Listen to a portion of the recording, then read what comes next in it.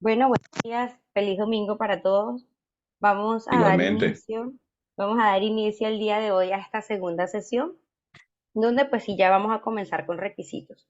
El día de ayer hemos abordado, si bien no iniciamos requisitos, hemos asentado las bases de lo que es la 17025, la intención, el espíritu, el objeto, el campo de aplicación, y así vamos aterrizando entonces ahora cada uno de los requisitos de acuerdo ya a lo que conversamos, a esos términos que ya hemos terminado de aterrizar que son de vital importancia, ¿verdad? De hecho, términos como el que utilizábamos ayer de comparaciones inter, intra, en algunos otros esquemas también se utilizan, ¿sí? De acuerdo a lo que se aplique la organización. Entonces, son temas que es bien importante manejar y sobre todo a nivel técnico debemos conocer qué es lo que buscamos con eso. Si yo estoy participando en un ensayo de actitud, pero ¿por qué y para qué? Técnicamente, ¿qué necesito encontrar con respecto a esos resultados? Entonces, eso era parte de lo que veíamos el día de ayer en la primera sesión. Hoy ya vamos a iniciar así con lo que es requisitos. Y bueno, comentábamos que el capítulo 4 es relativamente corto, tiene nada más dos cláusulas de requisitos. El capítulo como tal nos aborda lo que son los requisitos de imparcialidad y luego los requisitos de confidencialidad. Dos temas que no tienen nada que ver con tecnicismo, ¿verdad? Pero que en un OS son de vital importancia. Es súper, súper importante. Entonces, vamos a comenzar con esta parte. Fíjense que vamos a iniciar con una pregunta. Y dices, que nos va a llevar a varias preguntitas, ¿no? Les pregunto yo a ustedes, ¿por qué es tan importante salvaguardar la imparcialidad? Me voy a concentrar ahorita en imparcialidad, todavía con confidencialidad, ¿no? ¿Por qué creen ustedes que es tan importante salvaguardar la imparcialidad en un porque uno, laboratorio? porque uno no puede ser juez ni parte de una acción. Ok, porque no podemos ser juez y parte, dice que no nos podemos pagar y darnos el vuelto, ¿verdad? O sea, una de las cosas entonces que estamos viendo relacionadas con la imparcialidad viene también con lo que es el principio de independencia, ¿sí? Deberíamos ser independientes de las cuestiones que vamos a realizar. ¿Por qué? Porque si no se van a ver sesgadas. Por el que me dice consulta, ese material lo van a colgar en la plataforma, el PDF, ¿sí? ¿Se acuerdan allí donde está la imagen que dice sesión uno, que dice material sesión uno? Cuando ustedes tildan allí, les aparece el de ayer. Ya hoy les habilito el de la sesión 2. Y cuando les aparezca material sesión 2, allí ya ustedes lo van a encontrar. Al cual creo que no se los habilité. Lo iba a hacer antes de comenzar, pero en un ratito se los hago. Pero sí, todos ustedes van a tener acceso a todo el material. Bien, entonces a ver quién más. Carmen ya nos comentó algo y lo relacionó con el principio de independencia. ¿Quién más? Ubíquese, no sé, por allí, Erika, ubíquete en ese laboratorio que el que estás trabajándole ahorita, su bueno, implementación. Egmar, disculpa, adelante. yo tengo, lo voy a expresar así de esta manera. Yo trabajé por 9 años en Coca-Cola en el departamento de aseguramiento de la calidad, por lo cual tuve Ok, varios puestos de trabajo. Me enteré hace 2 meses que la persona que dejaron encargada la votaron. Y yo dije, oye, ¿por qué? Y me dijeron, oye, ocultó muchas fallas en el área de microbiología. Mi segundo puesto en ay, Coca-Cola fue microbiólogo. ok, Ocultó muchas cosas de microbiología. Entonces, parte de lo que es eso es salvaguardar los resultados.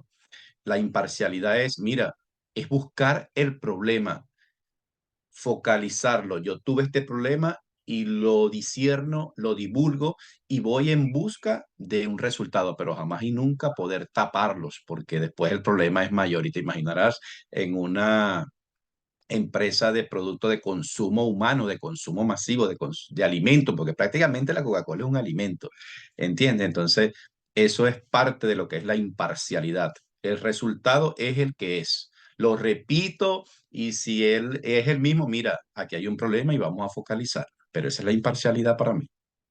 claro. Es un alimento, ¿verdad? Que no alimenta, pero está dentro del rubro de alimentos. Sí, así es. Buenísimo. De hecho, fíjense que, Carmen, a ver, adelante.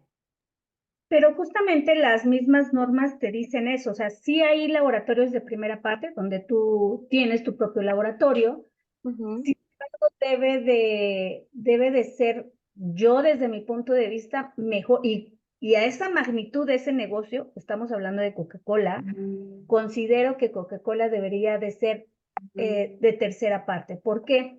Porque tú no puedes arriesgar, en efecto, la calidad del alimento del consumo humano. Por eso es bien importante que quien esté de CEO, pues tenga ese criterio, decir, yo no quiero que sea dentro de mi criterio, o en su defecto, hay cartas de compromiso, si no mal recuerdo, no aquí me dejará aquí corregir, en la cual debe sí o sí de tener el perfil del empleado y debe tener ese compromiso de ser lo más correcto y lo más ético para cuando existe este tipo de problemas, porque en efecto es muy grave porque estás hablando de un alimento. Y creo que la parte de la inocuidad también te lo pide o te lo exige, que debes de tener el resultado y darle continuidad a eso. Por eso yo soy mucho de, yo no puedo ser juez ni parte, yo no puedo evaluar y calificar.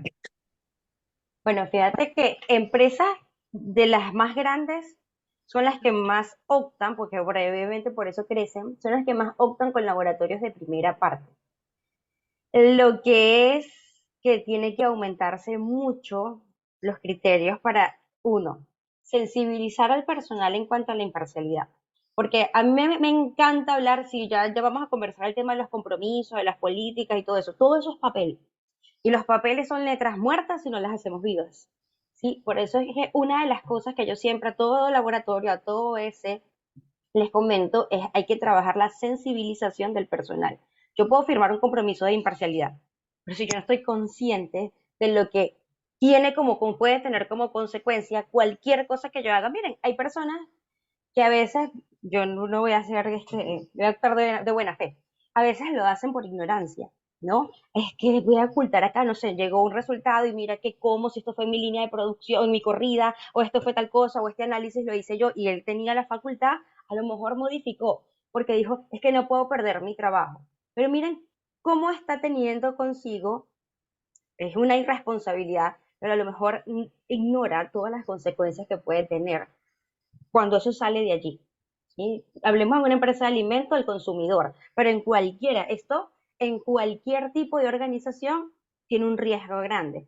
Si hablamos para una construcción, miren que eso que edificio se puede caer hasta por simple manipulación de un resultado. Para en cualquier ámbito en que nosotros lo hablemos, eso va a tener consecuencias, puede tener consecuencias. El personal tiene que estar sensibilizado de las consecuencias que puede tener el infringir, el entrar en temas o no salvaguardar la imparcialidad, pues el recordar que en una organización, sea de primera, segunda, tercera parte, tenemos que reportar resultados tal cual como lo encontramos, ¿sí? Empresas, un poquito para ir al tema que tocaron, empresas como a ese nivel, es normal que tengan sus laboratorios de primera parte, ¿sí? De hecho, justamente por eso es que la norma admite laboratorios de primera parte. ¿Sí? Lo que es importante es que sus controles tienen que aumentar, ¿ya? Que eso lo conversábamos ayer, ¿se acuerdan? Que va por laboratorio de primera, segunda, tercera parte. La diferencia es que cambia muchísimo lo que tienen que analizar. Miren cómo tenemos aquí algunos ejemplos. ¿Sí? A ver, Erika, creo que nos quería comentar algo. Sí, parte de lo que ustedes comentan, yo lo veo con la objetividad, con que el resultado es este y simplemente defenderlo. Ese es el resultado. Así. Pasa mucho en las plantas o, por ejemplo, en los laboratorios de primeras partes cuando comienza esa confrontación producción-calidad y no, este es el resultado. Bueno, tendrás que tomar los controles pertinentes a nivel de proceso para llevar nuevamente el producto dentro de parámetros de calidad, pero yo lo relaciono mucho también con los valores, con la honestidad. O sea, Claro. este es el resultado y bueno, sobre todo la parte que dices de sensibilización, definitivamente. O sea, nosotros podemos firmar un documento y sencillamente no prestarle atención, pero hace falta muchas cosas más para desarrollar esa sensibilización y que la gente se identifique realmente con la responsabilidad de lo que implica un resultado de laboratorio. Mira, yo les voy a poner un ejemplo acá entre nosotros de real, para que ustedes se den cuenta cómo a veces las personas ignoran cierta situación y lo hacen por ignorancia. Yo trabajé yo fui por mucho tiempo desde rubros de alimentos. De hecho, todavía trabajo mucho para rubros de alimentos, pero claro, solo les asesoro implementando, los audito y todo eso. Pero por mucho tiempo fui de piso, digamos así, de empresas de rubros de alimentos. Y había una empresa que era de gaseosas, justamente, y cuando los productos que no pasaban ciertos controles, pues por parte de calidad se desechaban, ¿no? Se mandaban a reclasificar para el área de desecho. Pero gerencia decía lo siguiente: lo puede usar el personal de planta. ¿Sabes qué hacían? Mira la política que hacían, y es donde viene el tema. Porque nada más, hay empresas donde voy a juzgar nada más el personal de abajo si el problema lo tengo de arriba. Entonces ahí es donde hay que trabajarse mucho. Mi gerencia decía, bueno, hagan alguna actividad mensual y el trabajador del mes denle una paca de gaseosa al trabajador de tal cosa, y se premiaba a todo el mundo, y miren que le regalaban las gaseosas que no habían pasado por carbonatación, que no habían pasado por X, que no habían pasado por Y. Y yo cuando vi eso dije, ¿qué? Y esto se come así. Y yo tuve que reunir a todo el mundo, pero primero comencé por la gerencia, porque yo le dije, eso no puede salir al mercado porque no está apto para aquel consumo humano. ¿Y esto qué son? Animales. Estos sí los pueden consumir. Entonces miren cómo la sensibilización tuvo que iniciar primero por gerencia. Por eso yo hago demasiado hincapié en que ahorita sí, ahorita lo vamos a conversar, el compromiso de confidencialidad, compromiso de tal cosa, la política, pero el tema de la sensibilización, no lo dejen por fuera en un laboratorio, por favor, eso es de lo más importante. Y el personal tiene que conocer las consecuencias, sobre todo. Para nosotros sensibilizar tenemos que llevarlo a lo drástico, ¿sí? Incluso yo recuerdo también cuando sensibilizaba al personal de un laboratorio que yo dirigía, y yo agarré a los chicos, ella era de calibración, y yo agarré a los chicos así y empecé a meterlo a su charla de sensibilización. Y lo primero que les comentaba fue, ¿ustedes saben cuáles pueden ser los resultados o las consecuencias de que ustedes manipulen un resultado? Y uno de ellos me dijo, ay, Lorque, ¿qué puede pasar?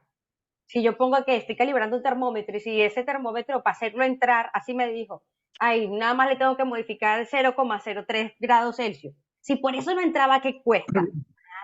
Si por eso no entraba, ¿qué cuesta? Y yo le digo, y tú te imaginas, y justo porque siempre uno lo ve mucho más drástico viéndolo por el tema del consumo humano, y tú te imaginas que ese termómetro es tan crucial en esa línea de producción que con él toman los resultados de que eso salga a la calle, o sea, de darle conformidad. Se me quedó pensando, yo le dije, ay, ¿y te imaginas que sea tu mismo hijo el que consume ese alimento? Que salió no apto porque, bueno, ellos hicieron sus controles, pero sus controles dijeron que estaban bien, basándose que en un resultado que tú diste. Entonces yo siempre se las pongo así un poquito drástico, ¿no? Yo le digo, imagínate que si es tú mismo el que lo consuma, tu hijo, tu mamá, o hablando en ese tipo de ejemplo que le estaba colocando, ¿no? Eso es sensibilizar. Entonces, independientemente de los otros mecanismos que se te hayan implementado, no olviden la sensibilización, es de vital importancia. Carmen, creo que nos vas a comentar algo. No sé Sí, si te pero, doy. Ya, adelante. sí, pero creo que ahí también se blinda este proceso con la matriz de riesgo, ¿no? Claro. Ok. Es lo más importante. Tienen que ustedes identificar los riesgos. Y ahí es donde empezamos a ver que mis riesgos a la imparcialidad entonces son propios de lo que yo hago acá. Que no me lo voy a copiar de la empresa del frente. Es que mira, justamente tengo, que nosotros somos un laboratorio de primera parte, y tengo que hay personal de producción que entra al laboratorio y que está allí y se queda durante las muestras. O cuando a veces recién la están implementando y dicen, oye, pero si nos estamos dando cuenta que Ana justamente es de producción y también tiene voz y parte acá en el laboratorio y ella misma también saca resultados. Entonces ellos decimos, oye, no estoy garantizando aquí la independencia, ahí tengo un alto riesgo. ¿Sí? El tema de los accesos, el tema de las jerarquías o las estructuras también son altos riesgos que no pasa en toda organización, que en algunas sí. Cuando nosotros estamos, por ejemplo, en una organización de primera parte y digo, ajá, pero es que sí, pero si es que calidad depende de producción a nivel jerárquico, ¿cómo es que están siendo imparciales completamente. O sea, o cómo es que tienen la capacidad de ser imparciales completamente si le rinde cuentas al gerente de producción. Entonces ahí nos vamos dando cuenta que a nivel estructural tienen riesgos que tienen que mitigar, que tienen que evaluar y tienen que aterrizar. ¿Por qué? Porque definitivamente pueden hacer que infrinjan la imparcialidad. Egmar, no sé si me vas a comentar algo o se te prendió el Eh, micro. Ajá, adelante. no, pero sí te iba a comentar, matriz, o sea, tú también, una pregunta, ¿tú eres venezolano? Sí, claro. Ah, ok, ok. Entonces, compatriota, compatriota. Bueno, hay matriz de riesgo. Busques tu matriz de riesgo. Busques tus riesgos. Busques todas tus cosas, pero eh, es que tienes que el personal, el tema es clave, porque cuando tú desarrollas tu personal y tú generas esa confianza y lo preparas y le dices lo que es, porque ahí está, los procedimientos están. ¿Verdad? Claro, están para mejorarlos cada día si lo ameritan. Pero si tú tienes un personal que no cumple con los procedimientos y sobre todo con la sensibilidad de lo que tienes cuando tenemos un producto de consumo masivo, mira, yo era, o sea, yo he moderado un poco mi conducta, ¿no? Pero yo agarraba y le decía al gerente, me haces el favor y te me sales. Porque, ¿cómo es posible? Yo fui líder también HACCP. ¿Cómo es posible que tú tengas un cigarro? No estás dentro de la zona de envasado, chico, pero que tú eres el ejemplo de la planta, ¿vale? Y teníamos un gerente que todo el mundo le tenía miedo, pero yo no, yo le dije que mi padre era peor que él y que yo no le tenía miedo a él, pero que él era ejemplo, que ahí eso no era un mercado. Estábamos gente que estudiamos, que comprendemos. No te voy a decir la grosería, porque no te voy a decir la grosería que me dijo, pero él fue entendiendo poco a poco, fue entendiendo hasta que plasmó esa cuestión. Mira, está en la personalidad, pueden haber matriz de riesgo, pueden haber lo que Claro, sea, a pero si eso tú no iba. tienes, si tú no tienes en tu criterio el ser excelente profesional cumpliendo con tu ética, porque en Coca-Cola yo te voy a decir una cosa, la carbonatación. Mira, yo agarraba y me ponía, me colocaba en manufactura porque tenía 200 cajas que habían salido baja de CO2, que no es malo, pero ¿sabes lo que yo hacía? Vamos, me las montas ya en la distribución interna, ya, pero ya lo quiero ver. Nosotros fuimos, Planta Barcelona, Venezuela, fuimos lo mejor de Coca-Cola, el Latin Centro, pues, y no es que me esté echando Que fresco, no pero te que, vaya a escuchar, que no te vaya a escuchar el cuento por ahí. Él fue por muchos años de Coca-Cola Valencia. Entonces él dice que le fue lo mejor ajá, de... santo Dios, mentira, yo fui lo mejor Ajá. de pero eran los criterios, era la defensa, no importa, porque es que producción somos, así seamos el mismo departamento, bueno, no lo éramos, ¿no? Pero debe existir sanamente esa evaluación, porque según los criterios y todo lo que he leído, ¿qué más vale? Que recojas todo un producto en mal estado, ¿qué más le vale a la organización si no son los costos? ¿Sabes lo que implica ya tener un producto en la calle y recogerlo porque está dañado y que sufra demanda? Entonces es mejor la sensibilización, ocupar al personal en enfocarse en hacer las cosas bien, en todas sus calibraciones, en que cumplan con todo ese procedimiento y esa ética moral que tengan en los valores, que estén afianzados, perdón, y en el fiel cumplimiento de las cosas y en decir, mira, tenemos un problema, vamos a atacarlo, pero no en esconder los problemas. Así Eso es. es, Entonces, eso es. en fin, asentamos las bases, miren, lo que les decía. Van a ver aquí, por supuesto, ustedes van a ver temas de política, porque va a haber política, sin duda alguna, imparcialidad, es una exigencia, donde se compromete la alta dirección, pero más allá de un documento que sí es obligatorio, va a estar, tienen que hacerlo vivo.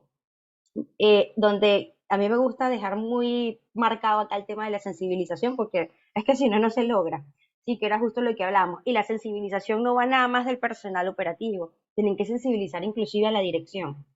¿Ya? Ahí por ahí hablaba del tema de los costos y la reputación. Son cosas claves que hay que hablarle a la alta dirección. Yo siempre parto, bueno, siempre creo que uno va creando bases. En estos días me dijeron, Nori, que hay algo que tú siempre mencionas que a mí no se me olvida nunca. Yo siempre les digo, chicos, cualquier cosa la podemos comprar en una tienda, pero la ética no. Si la ética la hemos perdido, jamás nosotros vamos a ir a una tienda y le vamos a decir, oye, dame $5 de ética, no vamos a poder, ¿verdad? O $10, eso no lo vamos a poder recuperar. Entonces, en ese tipo de cosas tenemos que trabajar muchísimo.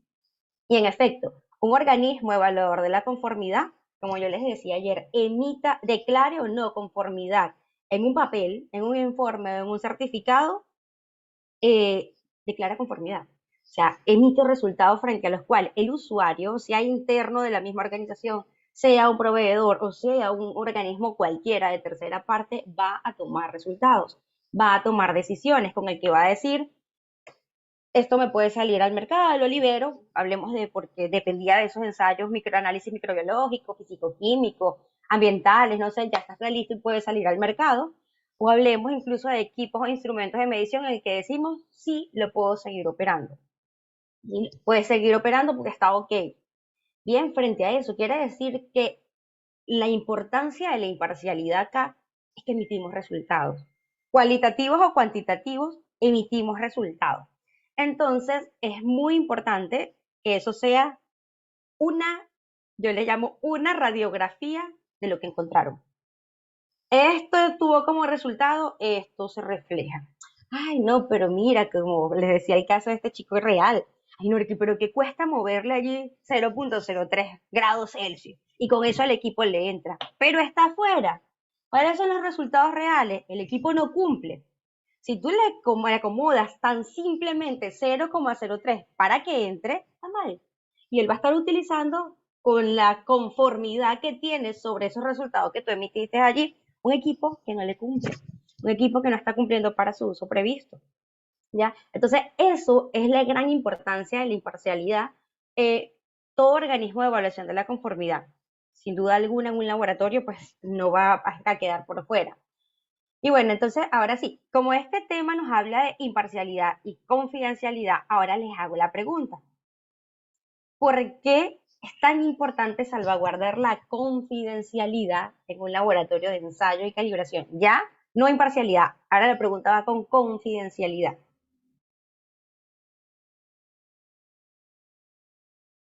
Es A de ver, con- para que no se filtren los resultados, debe de haber confidencialidad, o sea, y tener que almacenar la información como una base de datos.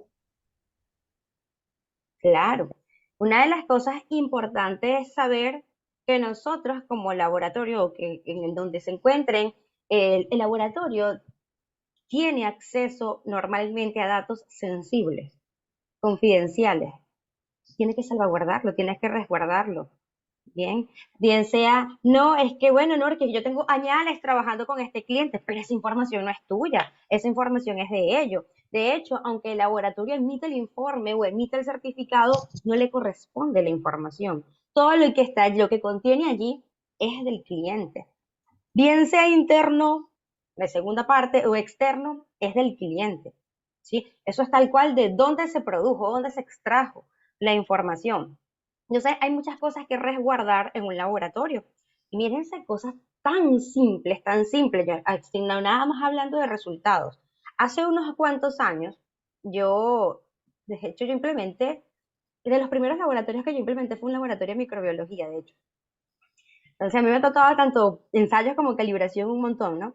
Y hubo en una organización donde era personal interno y teníamos un laboratorio. Dentro del laboratorio había un chico, bueno, uno de los técnicos que estaba acreditado, autorizado, y, ¿cómo se llama? Olvidando el nombre de una empresa y le sucedía, está faltando la confidencialidad, claro, correcto. Eso sí, por eso es que, bueno, de mi parte yo nunca menciono un nombre de una organización por ello, ¿no? Bueno, les comento entonces que este chico tenía que calibrar a un laboratorio de segunda parte. Esta organización pues le calibraba a sus proveedores, digámosle así. Y bueno, viene y ¿qué pasa? Viene y le dijo, y bueno, el chico, yo recuerdo que para ese tiempo no había WhatsApp, no había nada, había PIN, ¿se acuerdan de los Blackberries? Yo no lo tenía, o sea, porque saben que era por un código y eso, yo a el chico no lo tenía. Y bueno, él va al campo, le calibra, eran unos medios isotermos, y después me llega a mí un mensaje de de una de las coordinadoras, de un personal de esa empresa, y me dice, oye, Norqui, esto está mal. Me dice, y nosotros vamos a poner una queja formal al respecto. Me envía un captura del estado del chico. El chico viene y se toma fotos calibrando el equipo, pero claro, se veía todos los equipos, ¿no? La marca y todo, ¿no? Las condiciones en las que estaba, o sea, y tomó colocó varias cosas en su estado. Resulta que de la organización, pues él tenía de esa organización, él tenía algunos contactos. Los contactos vinieron, hicieron captura y lo mandaron a su jefe. Fue tremendo problema. Fue tremendo problema para la organización porque ellos pusieron tremenda queja y dijeron, oye, nosotros estamos confiando en ustedes y aquí está saliendo información. Entonces miren de qué nos tenemos que cuidar. Hasta no nada más decir, ay, yo emití o publiqué el resultado, oye, no, hasta de qué ponemos. ¿Sí? Miren, ¿qué les molestó a ellos? Dijeron, ¿tienes acceso a mi laboratorio? Y miras publicado los equipos a lo que estás publicando los equipos a lo que está en sus condiciones. ¿Sí? Eso lo está haciendo público, porque él tenía un montón de personas que le veían sus estados. Y ahí hubo un problema que tuvo la organización. Bien, entonces eso es importante que lo tengamos en cuenta. El tema de confidencialidad va por todavía. Por todavía nosotros en los laboratorios tenemos acceso incluso a hojas de cálculo. Entonces hay que resguardar la confidencialidad de ambos lados. Tenemos lo que le corresponde al cliente y lo que el laboratorio ha producido, ha fabricado, ¿sí? De lo cual nosotros nos vamos a andar compartiendo por allí. A ver, Vivi. Mm, Hola, Norquis. Mira, precisamente de lo que comentas, me recordaste un caso que vivimos nosotros en un laboratorio de primera parte. Ajá. Era un proceso muy rápido, muy acelerado y nosotros dábamos continuidad con los resultados al proceso. Entonces tenía que ser en línea prácticamente. Y nosotros creamos un grupo de WhatsApp con los supervisores para mostrarles por allí y decirle, mira, dio bien, dale. Le mandábamos, por supuesto, el resultado. Y en Ujú. una auditoría, por supuesto, nos brincó el tema de, ¿y cómo saben ustedes que ese supervisor no va a reenviar ese número, ese dato? Y fue una no conformidad y una pelea muy grande, aunque era interno, pero sí nos dijeron el riesgo era potencial. Sí, Pero teníamos que hacerlo de alguna forma porque no había chance de ir hasta allá o que él viniera, no había manera. Entonces lo que hicimos fue una sensibilización y por supuesto una carta en la que todos los supervisores tuvieron que firmar que, bueno, no solamente la condición de despido, era más allá de un tema legal, si ellos llegaban a mostrar en algún momento esa información. Pero sí es un tema bien delicado y a veces los procesos pues te toca, te obligan a que tengas que tomar algunos riesgos, pero lo importante, pues, lo que aprendí yo en ese caso fue a cómo mitigarlos o a cómo tratar de contener que ese riesgo no vaya más allá, ¿no? sí. Sí, Norque, una adelante, pregunta. Juan. Ajá. Disculpa, lo que acaba de decir la compañera. En ese caso, ese grupo de WhatsApp, porque es válido los sistemas de comunicación, Ujú. eh, ahí se puede firmar una carta de confidencialidad entre todos los integrantes del grupo, salvaguardando la información de no Claro, divulgación. en la carta, con lo que colocamos, lo que establecemos son compromisos y firmamos en señal de que nos estamos comprometiendo. Y ahí viene la otra parte del asunto. Cuando ustedes comprometen a alguien al respecto, ese es el A, tengan el B preparado. Y se los digo pues con experiencia. El B significa qué sanciones van a aplicar en caso de que incumplas. Eso tiene que estar claro en el Excelente, laboratorio. ¿Sí? Es excelente. importantísimo que el laboratorio tenga claro y si incumple, ¿qué aplica? ¿Sí? Por eso, hay cosas, Chévere. aquí digamos un poquito, a mí me encanta escarbar hacia profundidad. ¿Sí? La norma nos pide un reglamento, no les va a pedir un reglamento, pero tenemos que actuar, como dice ella, hacer actividades coherentes. ¿Sí? ¿Por qué? Porque yo dije, ok, te comprometes a tal cosa, y si faltas, y si nuestro control o lo que la acción nos lleva es a que faltaste, ¿qué se activa?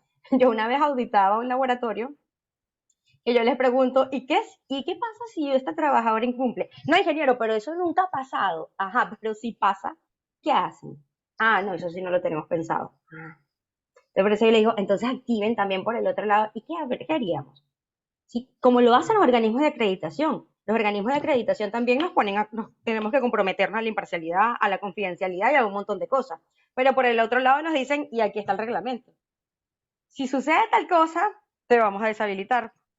quedas inactivo por 2 auditorías, por ejemplo. Pero si sucede tal cosa, te sacamos. Bueno, algo similar tiene que tener bien establecido en las bases el laboratorio, porque si no, son letras muertas. Por eso yo digo, siempre tenemos que ser bien congruentes con lo que hacemos, porque si no, solo estamos haciendo letras muertas.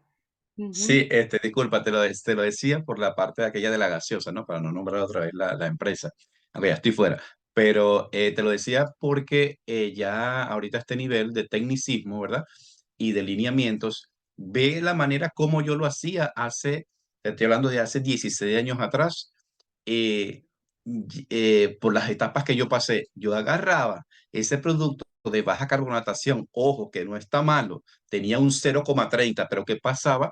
De volumen de gas en el refresco. Pero ¿qué pasa? Si ese refresco lo montaban en un camión o en una gandola y se iba a Ciudad Bolívar, había una rata de pérdida muy grande y ya al consumidor llegaba un refresco bastante sin el sabor característico del gas. Entonces, ¿qué hacía yo con ese producto? Ustedes me dejan mis 300 cajas allí y al analista, yo me encargo de eso. O sea, pues ya yo era coordinador en aseguramiento de la calidad y yo agarraba y llamaba al gerente de comercialización. Usted me monta eso allí y yo me quedaba allí viendo. Para ese entonces todavía el WhatsApp no estaba en su plena expansión como ahorita, pero y tampoco había la carta compromiso de mi parte, solamente había una responsabilidad tremenda en que ese producto usted lo despacha zona Puerto La Cruz, Lechería Barcelona, porque la pérdida o la rata de CO2 que se va a perder no es tan grande porque el producto no va a pasar 15, 18, 20 horas llevando solo en carretera y ahí es donde se producía la pérdida de CO2.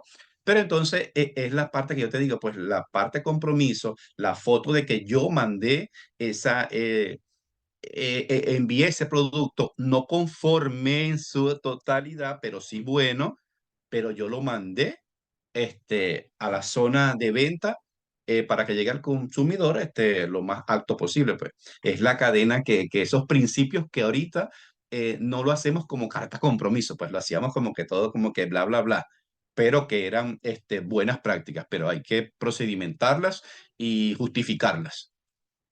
Ok, perfecto, excelente. Bueno, fíjense que ya con esa introducción que le hicimos a la imparcialidad, a la confidencialidad, ahora sí vamos a ver qué nos dicen los requisitos.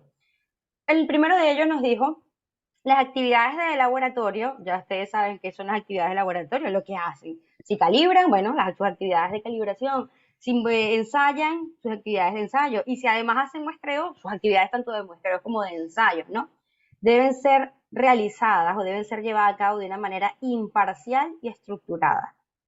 Y se deben gestionar para salvaguardar la imparcialidad. ¿Qué nos dijo? O sea, todo lo que hagan en el laboratorio, háganlo de manera imparcial. Asegúrense de que salvaguardan la imparcialidad. Una forma normalmente como le empezamos a dar respuesta a este requisito es declarando sistémica. La norma no nos pidió un procedimiento de imparcialidad, muchas lo hacen, y aquí describen su sistémica. ¿Cómo hace la organización? Fíjense, ECMAR nos dijo un montón de cosas. Yo lo hacía y firmábamos el compromiso y además le dejábamos una carta, no sé, eso es establecer sistémica. ¿En función de qué? De lo que ustedes han determinado que hacen y que tendrían entonces que llevar a cabo para que eso se realice de manera imparcial.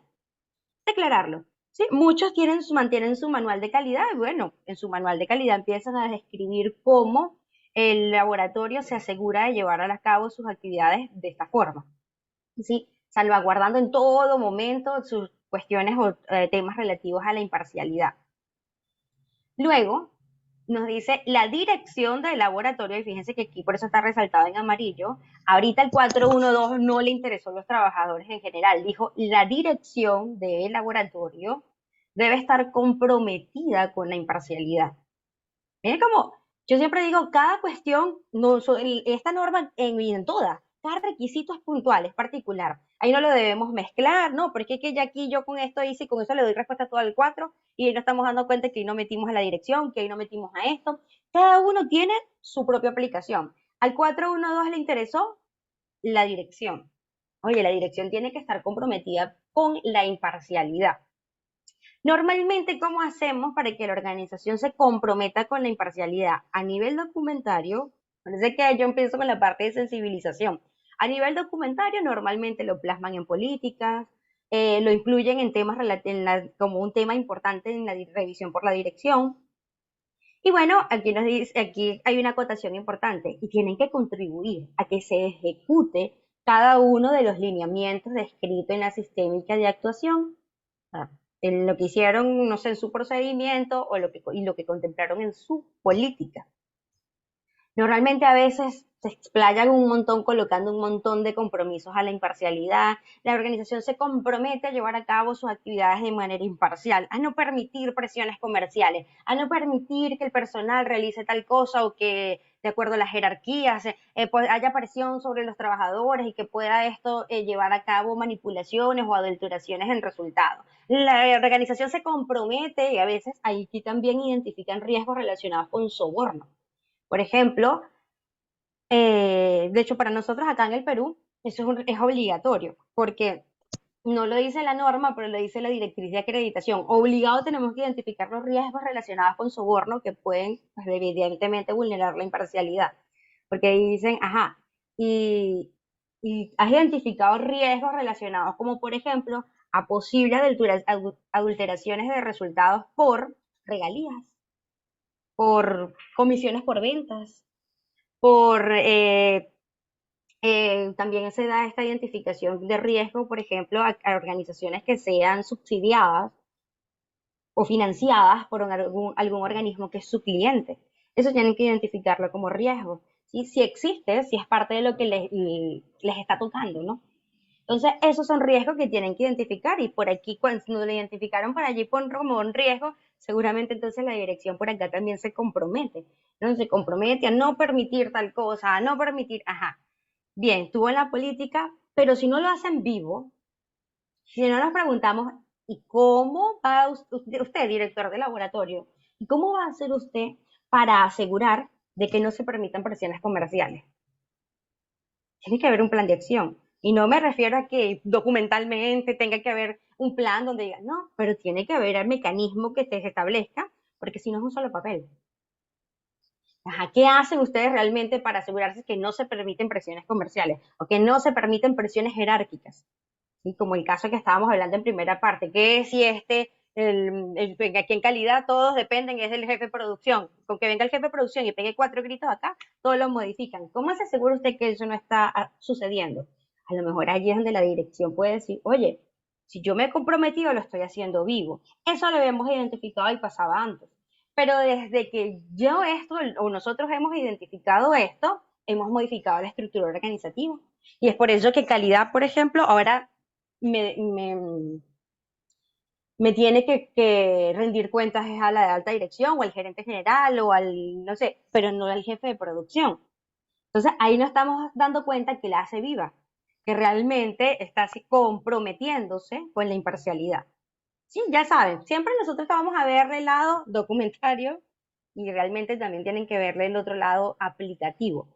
Sí, lo describiste en documento, ok, pero además esto se está haciendo vivo en la organización, esto se está cumpliendo con el uso previsto. Recuérdense que cuando nosotros implementamos un sistema de gestión, lo implementamos desde 3 perspectivas. La primera, lo miramos a términos de intención. ¿Cumplimos con la intención del requisito? Listo, ya describimos cómo lo hacemos. ¿Lo estamos aplicando? Y además estamos alcanzando los resultados previstos. ¿Se acuerdan que las normas nos hablan de conveniencia, adecuación y eficacia? Desde las 3 perspectivas siempre nosotros tenemos que estar asegurándonos que implementamos los requisitos. Entonces ya vimos 412, dirección.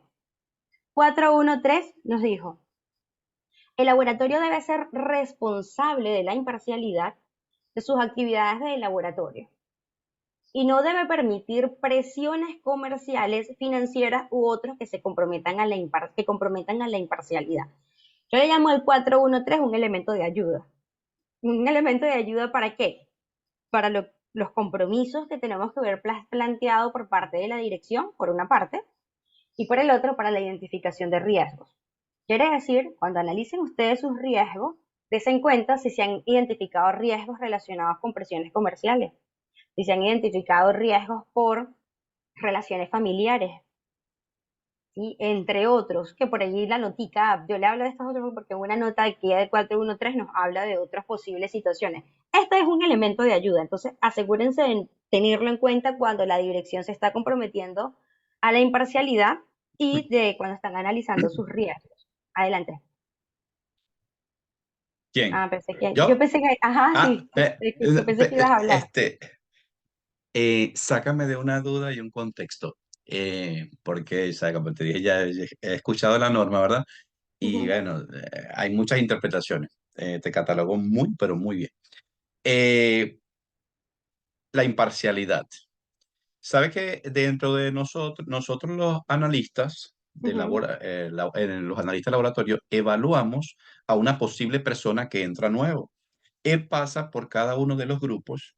Cuando él está a punto de culminar su periodo anual, se nos pasa una evaluación de cada uno de nosotros en el campo personal y técnico, ¿verdad?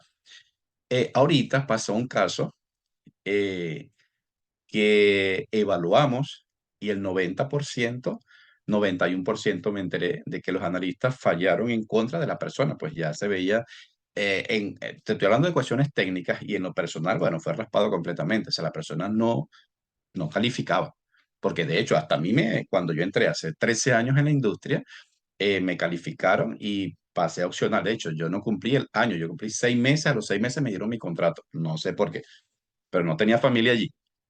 Pero se supo, o ya se sabía con anterioridad, que la persona tenía conexos, eh, había trabajado anteriormente y era ficha del superintendente. Y eso, mira, trajo ahorita una cola tremenda que hay un clima organizacional muy inestable por la imparcialidad. ¿Qué tú me dirías en ese caso? Estamos hablando de lo que hubo una presión, ¿verdad? Y lo que hubo una imparcialidad, porque si todos los que estamos allí fuimos evaluados, ¿verdad? Y eso representaba un porcentaje demasiado alto para que la persona cumpliera con sus funciones, entonces tú me dirás ya lo que estamos incumpliendo y lo que puede haber bajo de la mesa. Ya, yo te digo que no puedo decir muchas cosas porque no estoy allí, no lo puedo, ni lo estoy evaluando. Yo te digo la verdad es lo siguiente, a esta norma no le interesa el clima, a ella no, Ujú. ¿verdad? A ella le interesa la parte técnica, ¿sí? Ajá, Y con respecto a la imparcialidad, nos referimos a la imparcialidad de los resultados. Y a ella le importa que podamos demostrar la competencia del personal justamente para lo que hace. Entonces, no vamos a lograr acreditación con esta norma si para todo el personal que está allí está autorizado, no le podemos demostrar de que tiene competencia en lo que está autorizado. ¿Sí? Si dijimos exacto. esta persona tiene autorización para realizar los ensayos del porcentaje de humedad, de viscosidad, de granulometría, de etcétera, entonces por cada cuestión a partir de la fecha que fue autorizado tiene que haber evidencia en función de qué se basó su autorización. Y esas autorizaciones ya no se basan en nada familiar, ¿sí? No es que el gerente lo puso aquí porque no va a cumplir y no va a lograr la acreditación, de hecho. Porque si uno encuentra y uno va a agarrar así cuando audita, por ejemplo, y Pedrito Pérez, pues, Pedro Pérez está autorizado en tal y tal cosa, y también libera informe, por ejemplo. ¿Y en qué se basó la autorización de Pedro Pérez? Esa autorización tiene que basarse en requisitos de competencia, demostrable, ¿ya? Si dicen, no, es que fue por designación, fíjense que ahí es donde entra el tema de la designación, que aquí difiere de otras normas. ¿Sí? En otros esquemas, por ejemplo, si estamos en un sistema de gestión de la calidad, es posible que, bueno, es que tiene título, pero además no tiene 16 años de experiencia, pero eso se lo ha designado el gerente y muchos, bueno, normal, se quedan así. No pasa nada, pero cuando hablamos de 17025, la competencia tiene que ser demostrable técnicamente. Excelente. Y ahí es donde entra el tema de, mira, mientras no se esté buscando la acreditación, nadie se va a enterar, eso solo va a ser tema de ustedes en la organización. Si la Sí. organización tiene la necesidad de acreditarse, porque por X o Y, ahí sí, pues va a ser evaluable y ahí sí va a reventar ese tema. ¿Sí? Ahora, ya disculpa, en la parte de esa evaluación interna, fíjate que estoy tan enterado de, como deciste, seguimos la norma mucho, no hemos sido acreditados, pero estábamos en rumbo, pues hace 6 años atrás, ya tú sabrás por qué no nos hemos acreditado. Eh, pero esa parte de esa evaluación forma parte de tu sistema de calidad que conecto con la parte que estábamos viendo de lo que se llamaba, que estábamos viendo ayer, que hiciste mucho hincapié de lo que era el Inter, la, porque la persona se le hacen evaluaciones técnicas por los expertos, ¿ves? Ujú. Que somos nosotros que ya estamos certificados ¿ves? Entonces, si esa parte, si esa evaluación forma parte del sistema de gestión de la calidad, Claro, tiene que te formar parte pregunto, de tu sistema. o Sí. porque eso respalda las competencias del analista, la que tuvo el Ya, analista ya lo durante vamos un a año. ver, bueno, ya lo vamos a ver. Más Exacto, tardecita vamos a chévere, entrar al 6.2 de personal y ahí vamos a ver qué tipo de chévere, cosas son requeridos justo para que ustedes autoricen al personal para actividades chévere, chévere, específicas. excelente, Ujú. Pero eso chévere. forma parte, sin duda alguna. Vamos aquí entonces. 414 nos dice, el laboratorio debe identificar los riesgos. Miren cómo tenemos 5, porque son 5 requisitos relacionados a la imparcialidad y cada uno le preocupó algo específico. Entonces, tenemos que sentarnos a darle respuesta a cada uno. 414 nos dijo el laboratorio debe identificar riesgos a su imparcialidad. Miren, a su imparcialidad. No me importa ahorita si yo venía de tal empresa y allí sucedía tal cosa. Eso era en esa. ¿Ya? En esta, ¿cuáles son los posibles riesgos a la imparcialidad que tenemos? Y un punto importante, lo que está resaltadito así en amarillo acá es porque eso es de vital importancia, nos dijo de forma continua. Quiere decir, seguramente ustedes se van a describir una sistémica para identificar sus riesgos a la imparcialidad, pero tienen que asegurarse que eso sea de manera continua. Yo recuerdo hace muchos años, yo veía un montón de organizaciones que hacían matriz de riesgo y la anclaban al manual. Si el manual no lo revisaban por 2 años que no revisaban su matriz de riesgo a la imparcialidad. Eso no puede ser así. Los riesgos, como cualquier tipo de riesgo, es proactivo, es dinámico, es cambiante. ¿Sí? Entonces, es importante que la identificación de los riesgos a la imparcialidad sea de manera continua, que se especifique tal cual, de forma continua. ¿Sí? Que puedan tener claro inclusive, ajá, y si recién viene, no sé, un analista o un técnico y te comenta algo que no lo habían ustedes visto, que recién está sucediendo, ¿qué hace? ¿Qué hacen? Tu sistema tiene claro qué hace. ¿Sí? Aquí les comento otro caso, que en una oportunidad habían se iba a hacer un servicio a una empresa minera y resulta que se aprovechó y se trabajó con 3 clientes a la vez. Se mandaron a los técnicos allí al el servicio minero, pero resulta entonces que, digamos, la empresa uno era inspector, era el organismo inspector. Y, hombre, que es que está Aramis y Carmen. La empresa uno era el organismo inspector. La empresa 2 y 3, bueno, son parte de lo que eran inspeccionados, ¿no? Lo que hacían el trabajo en el día a día, digamos, y este los tenía que supervisar a él, inspeccionar a ellos.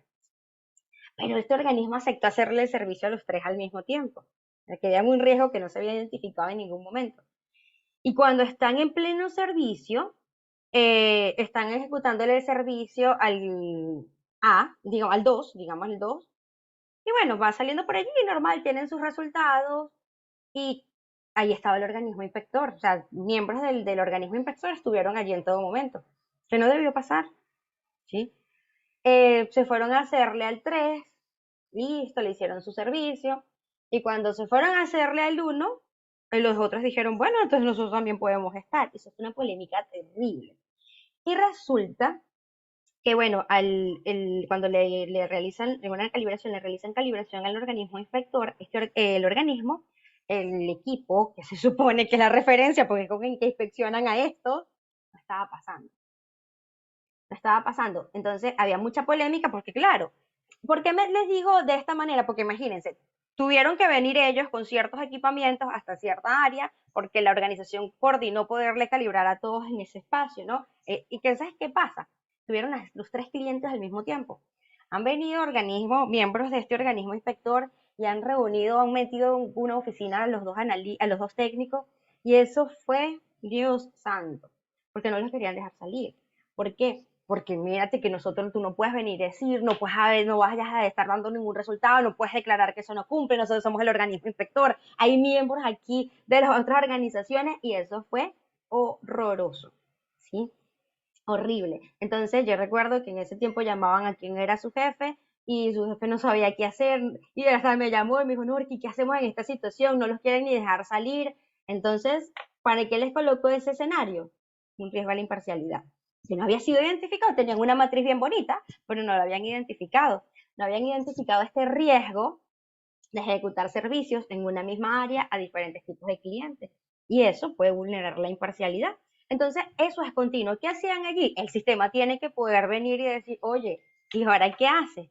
No, es que como nosotros decimos que una vez al año es que analizamos los riesgos y toca en el mes de diciembre, tienen que activar su proceso otra vez porque acaban de identificar uno y tienen que poder establecer cómo lo tratan, qué hacen, ¿sí? Que este partió de algo que ya se materializó justamente, ¿no? Entonces, su identificación del riesgo tiene que ser continua, dinámica, proactiva.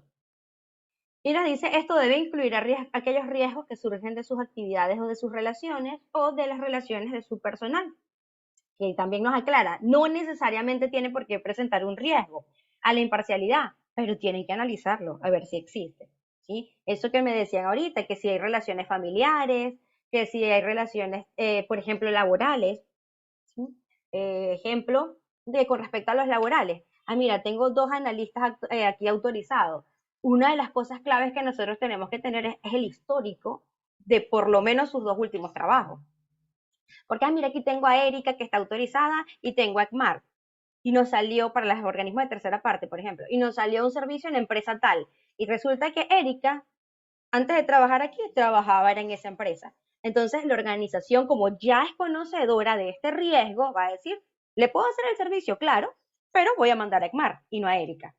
¿Sí? Estamos mitigando ese riesgo a la imparcialidad. Bueno, este tipo de cosas tiene que hacer la organización identificando sus riesgos. Hay algunas que dicen, me podrían decir, oye, ¿no? ¿Qué quiere decir que no podemos tener familias dentro de la misma organización? Claro que sí. Lo que pasa es que ustedes tienen que identificar los posibles riesgos que puedan existir y asegurarse de que los tienen controlados. Importante observación, sí. Eso son cositas que ustedes van identificando y van aterrizando allí para que su sistema responda entonces, ¿no? Pero aquí vamos a traer algunos ejemplos también para ir aterrizando estos puntos. 415, y con ese terminamos imparcialidad, nos dice, si se identifica un riesgo a la imparcialidad, el laboratorio debe tener la capacidad para demostrar que se elimina o se minimiza. ¿Se acuerdan que yo les decía ayer, cuando hablamos de riesgo a la imparcialidad, tenemos 2 caminos seguros? Cuando decimos qué acción voy a hacer, o lo elimino o lo minimizo, pero no puedo decir, yo asumo el riesgo. No importa, mi acción va dirigida a que yo asumo ese riesgo, no. Cuando tienen que, aquí la norma no nos habla de matriz de riesgo, pero sabemos que normalmente los riesgos venimos y lo colocamos en una matriz normalmente, ¿no? Bueno, ya saben que las acciones para tratar esos riesgos tienen que estar dirigidas a eliminar o minimizar ese riesgo. La norma no nos dice matriz de riesgo, las directrices de la mayoría de los organismos de acreditación para aterrizar este punto sí nos dice es, la organización tiene que establecer alguna metodología para identificar y tratar sus riesgos.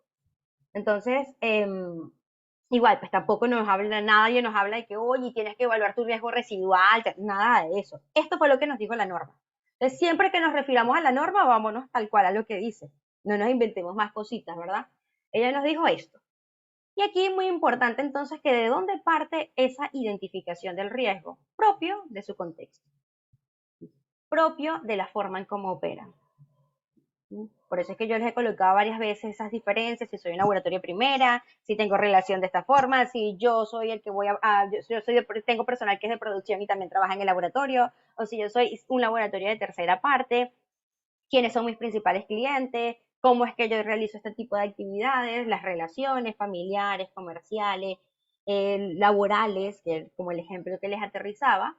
Y bueno, en función realmente de lo que hayan identificado, van estableciendo acciones para tratarlo. Ejemplo, en organizaciones de primera parte, la restricción de accesos.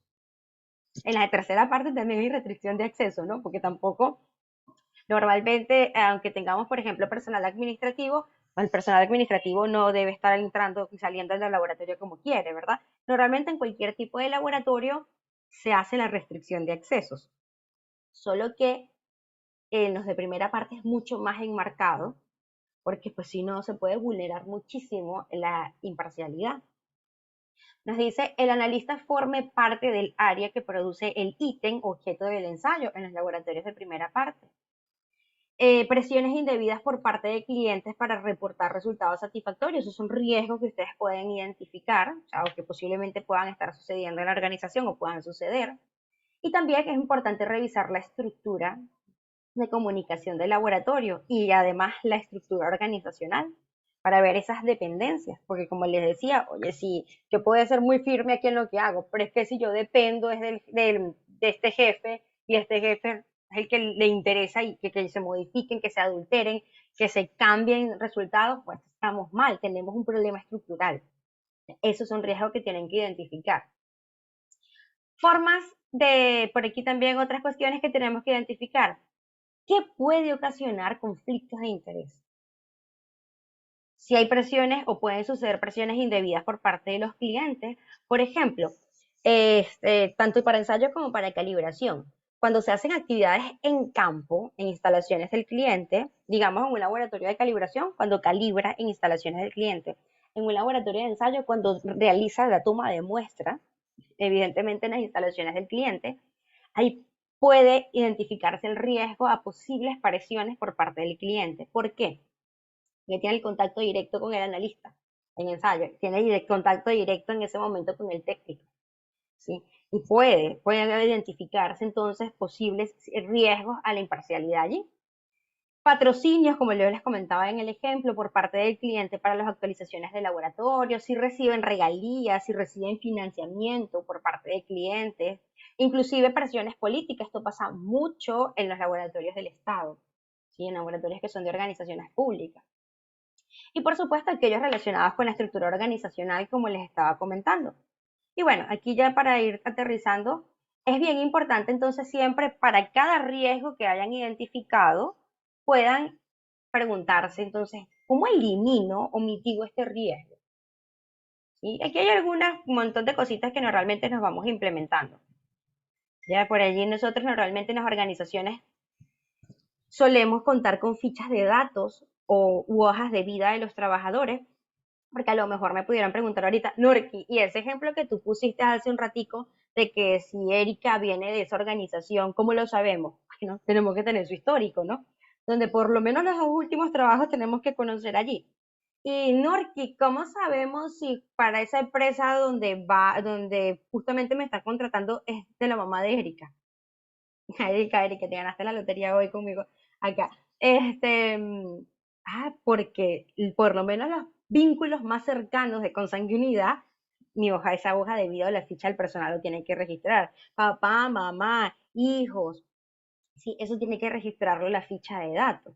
Entonces, si yo no conozco esa histórica, imposible que yo pueda mitigar ese riesgo, ¿verdad? Por supuesto, aquí surgen los famosos compromisos de imparcialidad, que a veces lo hacemos juntos. A mí me encanta hacer compromiso de imparcialidad con confidencialidad para no hacer tantos papeles. La sensibilización. Este suele ser el común denominador que no se hace, pero ya se dieron cuenta con la introducción del día de hoy que es lo más crítico, es lo más importante. La revisión de personal asignado para las solicitudes, ofertas y contratos. Este también juega un papel súper importante en términos de imparcialidad. Ya te habilito. La elaboración de códigos de éticas, por ejemplo, por allí hablaban de valores, principios, tal, y yo me he encontrado organizaciones donde dicen seguir los valores institucionales. ¿Y cuáles son los valores institucionales? Y no lo tienen por ninguna parte. Los asumimos, pues son cualquiera. La distribución adecuada de los roles, responsabilidades y autoridades, este tema estructural influye muchísimo. Por ejemplo, prohibir regalías. La programación de servicios es un papel que a veces tienen que identificarlo también, si es posible que este juegue un punto importante en la identificación de riesgos. Y por ejemplo, yo he visto organizaciones donde el área comercial es quien programa los servicios. Eso lo programa a orden de su conveniencia. No importa en qué orden de llegaron, pero es que como este que me llegó de último es con el que yo recibo más comisiones, ese ingresa primero. ¿Y qué pasa? Que a lo mejor si hablamos en ensayo, tengo una muestra allí que tiene más tiempo, yo estoy pues posiblemente adulterando la integridad de ese ítem porque le estoy dando prioridad a aquel porque me conviene, es con el que ganamos más. Entonces, ese tipo de cosas tenemos que verla. ¿Constituye esto un riesgo de la imparcialidad? Ay, mira, sí. Entonces, listo, vamos a hacer comercial. Tiene que notificarle al área técnica todo lo que entra y el área técnica es quien le indica la programación. Ah, ya, estoy mitigando el riesgo. ¿Sí? Y así nos vamos entonces nosotros contemplando ese tipo de cositas. De unas posibles preguntas aquí siempre que nos vamos haciendo es, colóquense sobre su sistema y digan, ¿qué debe hacer una persona si se siente presionada o acosada para entregar un trabajo? Estos son tips súper importantes. Si se siente acosada para entregar un trabajo de ensayo o de calibración. No, que tenga un procedimiento de imparcialidad, tal, tal, tal, les está descrito todo. Léanlo. ¿Les vincula algo? ¿Sabemos qué mecanismo activa el personal cuando pasa tal situación? No, eso no dice nada de eso por ninguna parte. Me vincula que firmaron el compromiso de tal, me vincula que firmaron una política, me vincula que firmaron esto. Ajá. Y cuando le preguntamos allá a Pedrito, pero es Pedro, si tú sientes algún acoso por parte del cliente, ¿qué tienes que hacer? ¿Qué haces? Ah, ingeniera, eso nunca me ha pasado. ¿Y si te pasa? No sé. Eso lo vivimos comúnmente cuando estamos auditando, ¿verdad? Párense sobre su sistema o si hicieron su procedimiento y todo y digan, me tengo como responder o su misma matriz de riesgo, mis acciones sí están claras y saben, el personal puede con tan solo, eso es lo que busca un sistema. Un sistema no busca que nada más tengamos letras muertas, busca que nosotros tengamos claras las metodologías para actuar, para trabajar, porque esa es la sistemática propia del laboratorio. ¿Qué se debe hacer si el laboratorio descubre que fueron adulterados los resultados? Miren que yo estoy siendo un poco más drástica, yo no les estoy hablando nada más de la intención de decir, con esto o con esto, me estoy yendo también a la tangente. Tu sistema está maduro y está preparado para además saber de que los riesgos a la imparcialidad se pueden materializar. Y si se te materializó, ¿qué haces? ¿Qué haces ya si tuviste como resultado que ese riesgo, que eso se materializó, que estos resultados fueron adulterados? Pero lleve un ejemplo ahora, ¿no? Sí, ¿qué hacemos? La organización tiene que saber, por eso yo les decía, tengan el B preparado también. ¿Qué tipo de sanciones tienen establecida la organización? Ay, es que recién acaba de ocurrir. ¿Y ahora qué hacemos? No sé, vamos a tener que llamar a un abogado, vamos a tener que buscar a alguien que nos asesore porque eso no lo tenemos claro por ninguna parte. No, si nosotros vamos a decir, oye, te comprometes a esto, también tenemos que saber, y si no te comprometes, ¿qué sucede? O sea, si fallas a ese compromiso, ¿qué sucede? Eso tiene que decirlo su propio sistema. ¿Cómo es la cadena de comunicación cuando se comprueban las fallas en el laboratorio? O sea, ¿el personal sabe a quién se dirige? No, ingeniero, yo no me dirijo a nadie porque es que como yo, mi relación es con mi jefe. Imagínese si viene del jefe. Tiene que saber cuál es el canal. ¿Ya? ¿Qué se debe hacer con los informes de resultados entregados al cliente? Esa es la otra. Es que los resultados que ya nos dimos cuenta, que estuvimos revisando y que la verdad en donde hubo errores, donde hubo negligencia, ya se fueron entregados al cliente. ¿Qué hacemos? Tienen que saber tenerlo claro en su sistémica también. Si entonces aquí, en esta que está acá, nos estamos saliendo un poquito más allá de nada más decir, esta es la intención del requisito, es además, bien, ya le diste respuesta y todo eso, y tu sistema está preparado también para estas posibles situaciones que se les puedan presentar. Y bueno, normalmente solemos aterrizar el C415 con una famosa matriz de riesgo, que puede ser mucho más complicada o puede ser tan simple como la que vemos en pantalla. Identificar un riesgo, identificar una fuente del riesgo, identificar la fuente del riesgo es muy importante porque solo sobre la fuente del riesgo es que nosotros podemos trabajar. Si cuando yo digo, ¿qué puede materializarme? Que haya prioridad o que se priorice a los clientes. Ah, mira, que la programación lo hace comercial. Entonces yo tengo que atacar eso. Mis acciones o mis controles van a ir dirigidas a tratar justamente allí lo que hace el área comercial. Ah, bueno, estos son mis controles y así lo verifico. Puede ser tan simple como esta, bueno, o tanta complejidad como que cada organización requiera, ¿no? La norma no nos pidió mucho más allá. Pero eso es lo que busca. Ah, bueno, aquí había un taller de analizar 3 riesgos a la imparcialidad, pero ya creo que hemos hablado un montón y muchos de ustedes fueron diciendo ciertas cositas, ¿no? A ver, Erika, creo que querías comentarnos algo o preguntarnos, no sé. Ajá, te quería preguntar, relativo a la imparcialidad, por ejemplo, la persona en el laboratorio que transcribe los resultados. Yo he leído por allí La que procesa la data. Exacto, o sea, que no sea el mismo analista, es una de las recomendaciones, ¿cierto? Puede ¿O ser el cómo mismo sería? puede ser el mismo analista. El tema es cómo controlas tú, quién supervisa, quién revisa los resultados. De que puede ser el mismo analista, puede ser, claro que no hay problema. El tema es quién los revisa. Lo que él no puede es pagar si hace el vuelto, porque normalmente ahí hay sesgo, o puede haber sesgo, de que él venga, haga el análisis, el procese la data y además se revise la información, ahí hay un sesgo. ¿Sí? Ahí tienen que identificarlo como un sesgo sin duda alguna, pero de que él haga el análisis y procese la data, ahí no hay ningún problema. El tema viene y quién le revisa. Es Ok. ahí donde ustedes tienen que tener algo claro. ¿Sí? Ok, muy bien. Bueno, chicos, claro hasta acá, comentarios, preguntas con imparcialidad. Todo bien. A ver, luego tenemos el 4.2, ya hicimos un pequeño preámbulo al 4.2 de confidencialidad, pero vamos a ver qué nos aborda así la norma terna de requisitos, que son varios también. Fíjense, el 4.2.1 tiene varias cositas consigo. Nos dice, el laboratorio debe ser responsable por medios de acuerdos legalmente ejecutables de la gestión de toda la información obtenida y creada durante la realización de las actividades del laboratorio. O sea, tiene que comprometerse a la confidencialidad, pero no es cualquier compromiso. Tiene que ser un compromiso a la confidencialidad que esté en un medio que sea ejecutable, válido para ambas partes. ¿Sí?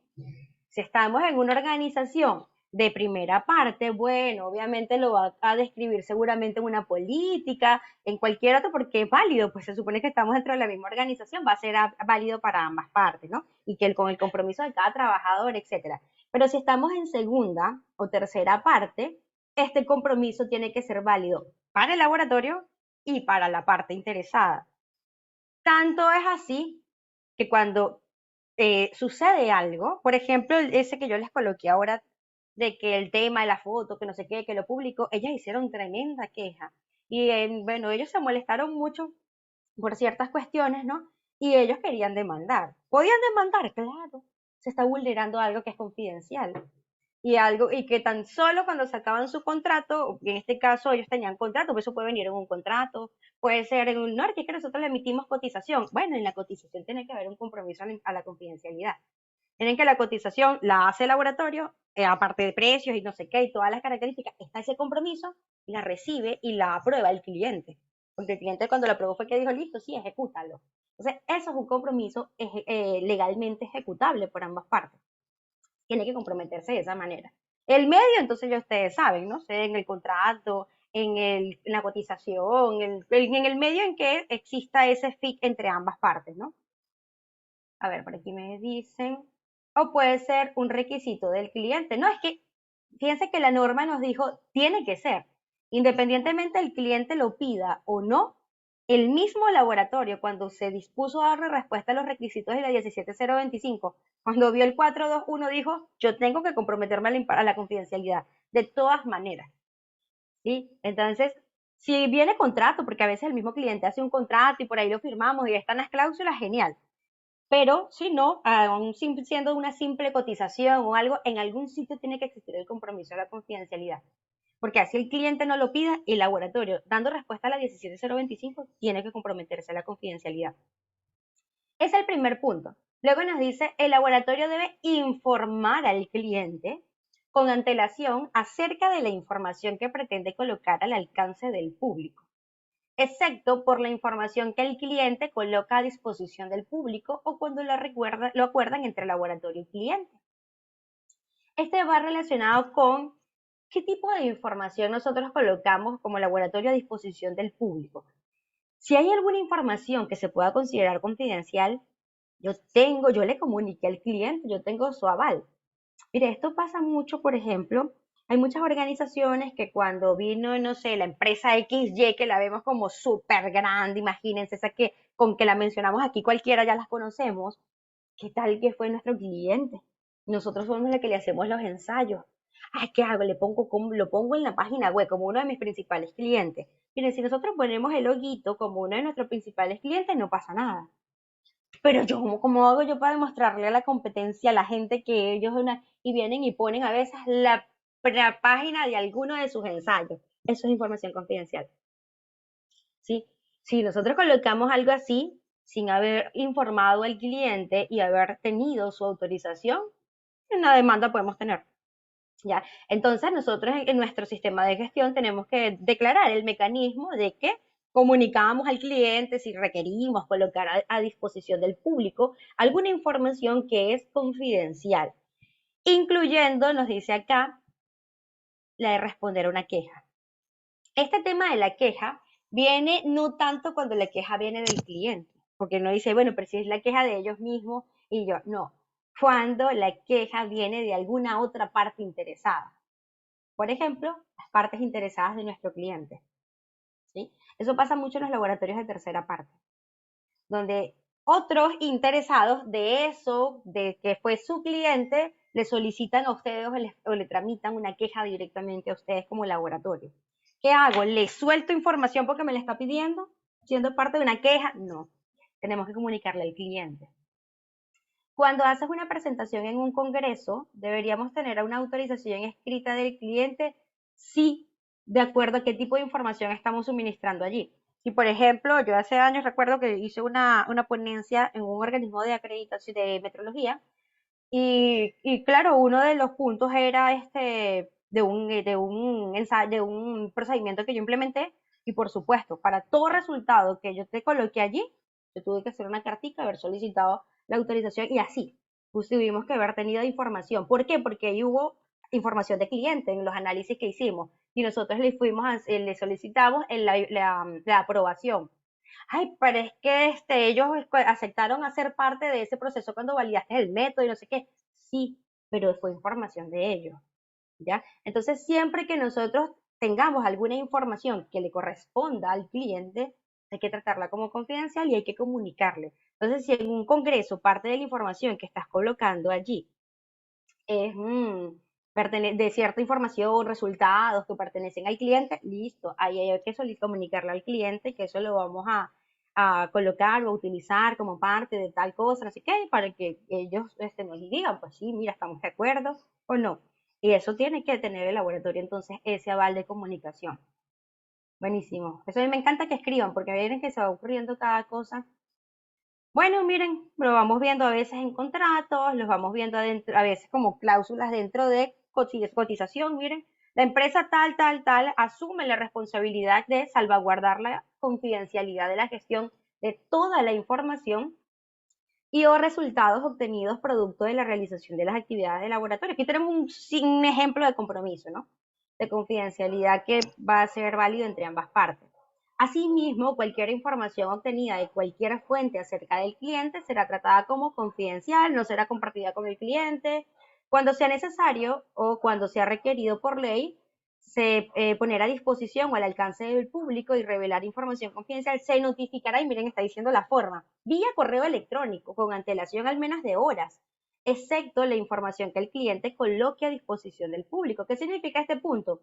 Que lo que yo sí estoy autorizado para colocar al público es algo o utilizar cierta información que es del cliente que ya es pública. Miren que ellos justo lo publicaron, ellos mismos lo colocaron en su página web. Ah, listo, esa información yo no tengo por qué estar pidiéndole permiso porque ya está pública. ¿Sí?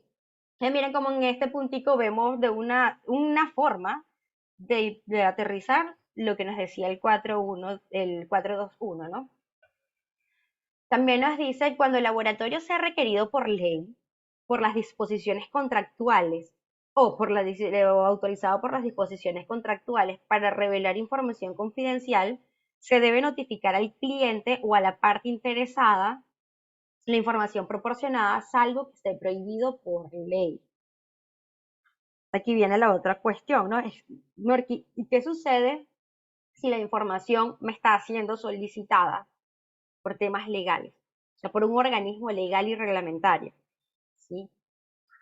Ahí sí cambia, ¿no? Ahí sí tengo que tener claro, y eso tienen que ustedes declararlo en su sistema. Claro, la primera acción que tienen que tener claro es notificamos al cliente o a la parte interesada sobre la información proporcionada.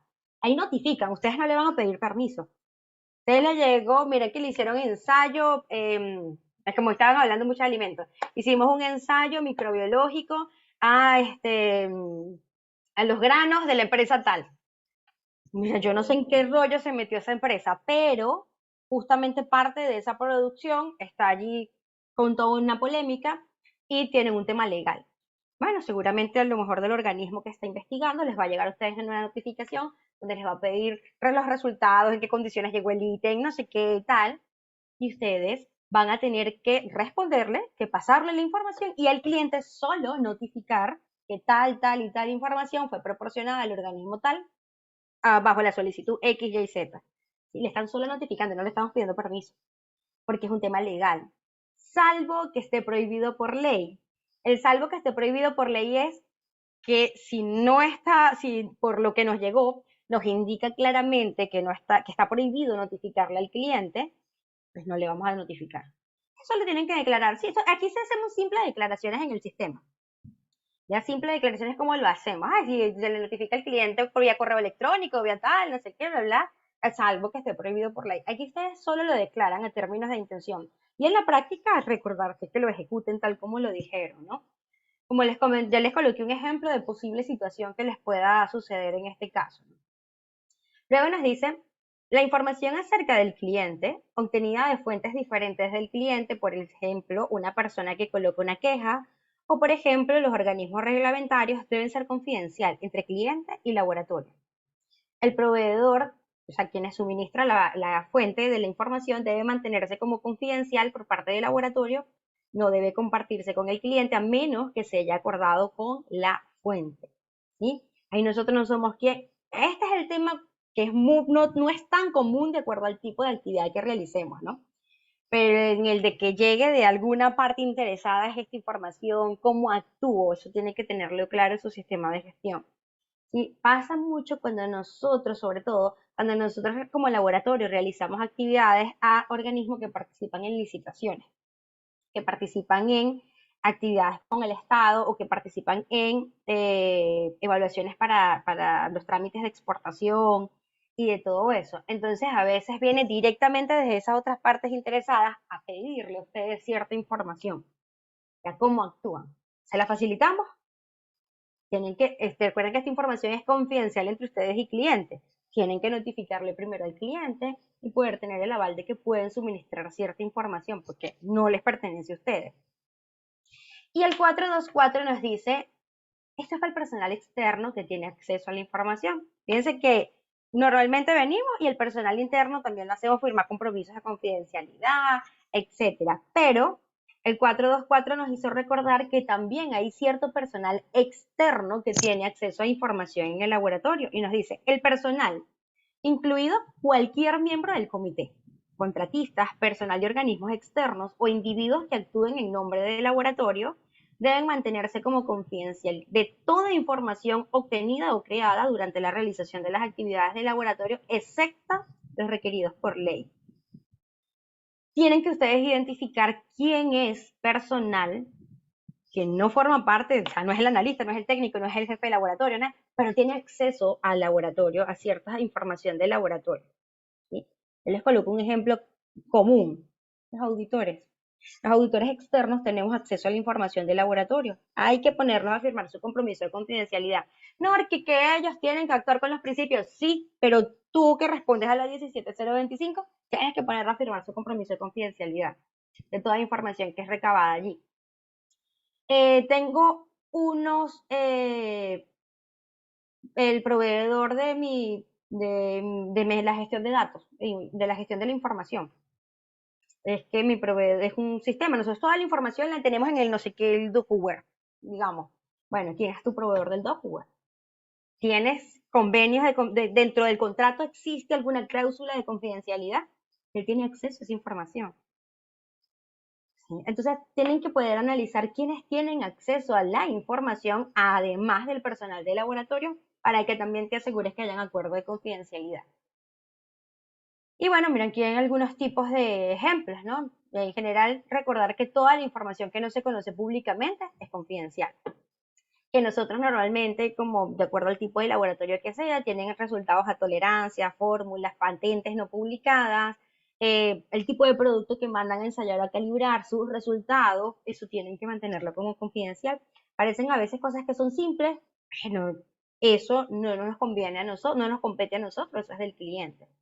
Y bueno, por allí algunos activan algunos mecanismos relacionados con la ley de protección de datos personales que existan en su país o con las leyes relacionadas también a estos puntos, a estos temas existentes en su país, para salvaguardar la integridad y la confidencialidad de toda esa información a la que ustedes tienen acceso.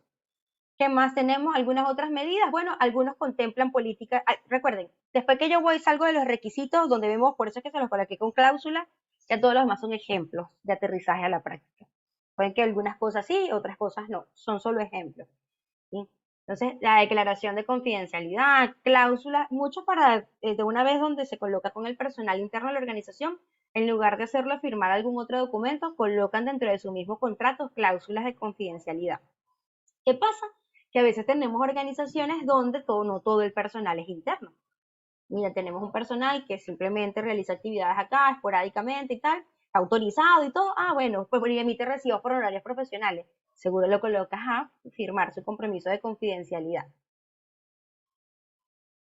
Si te consultan por un certificado de un tercero, ¿cómo ser si realmente fue calibrado? Claro, esos eran los puntos que estábamos viendo ante el anterior. Si viene por parte de un tercero, de una parte interesada, de ese cliente tercero que te solicita cierta información, yo no le voy a responder a él de frente. Yo le voy a comunicar al que es mi cliente de primero.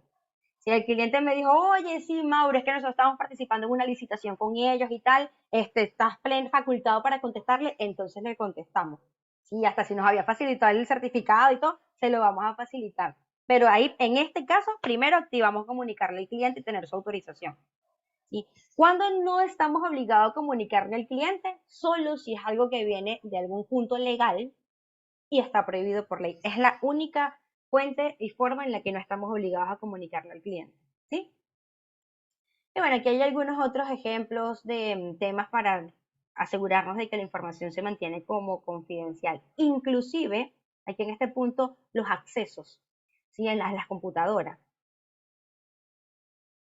Y si falsificaron los resultados, mira, ahí es donde ustedes van a responder seguro, porque claro, si falsificaron resultados, si ustedes le comunicaron al cliente y el cliente les dijo, no, Mauro, no van a estar facilitando información, ustedes simplemente van a contestar allí.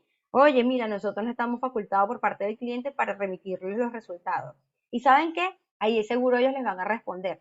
Seguro les van a responder a ustedes, oye, mira, lo que pasa es que tenemos cierta duda y esto, porque estos fueron los resultados que ellos nos facilitaron. Y le van a mandar seguro a ustedes su certificado. Y cuando ustedes lo revisen, y los comparen con el de ustedes, ahí sí hay un problema. Porque ustedes si se dieron cuenta de la falsificación, ya ustedes, eso tienen que decirlo a su sistema. ¿Cómo actúan?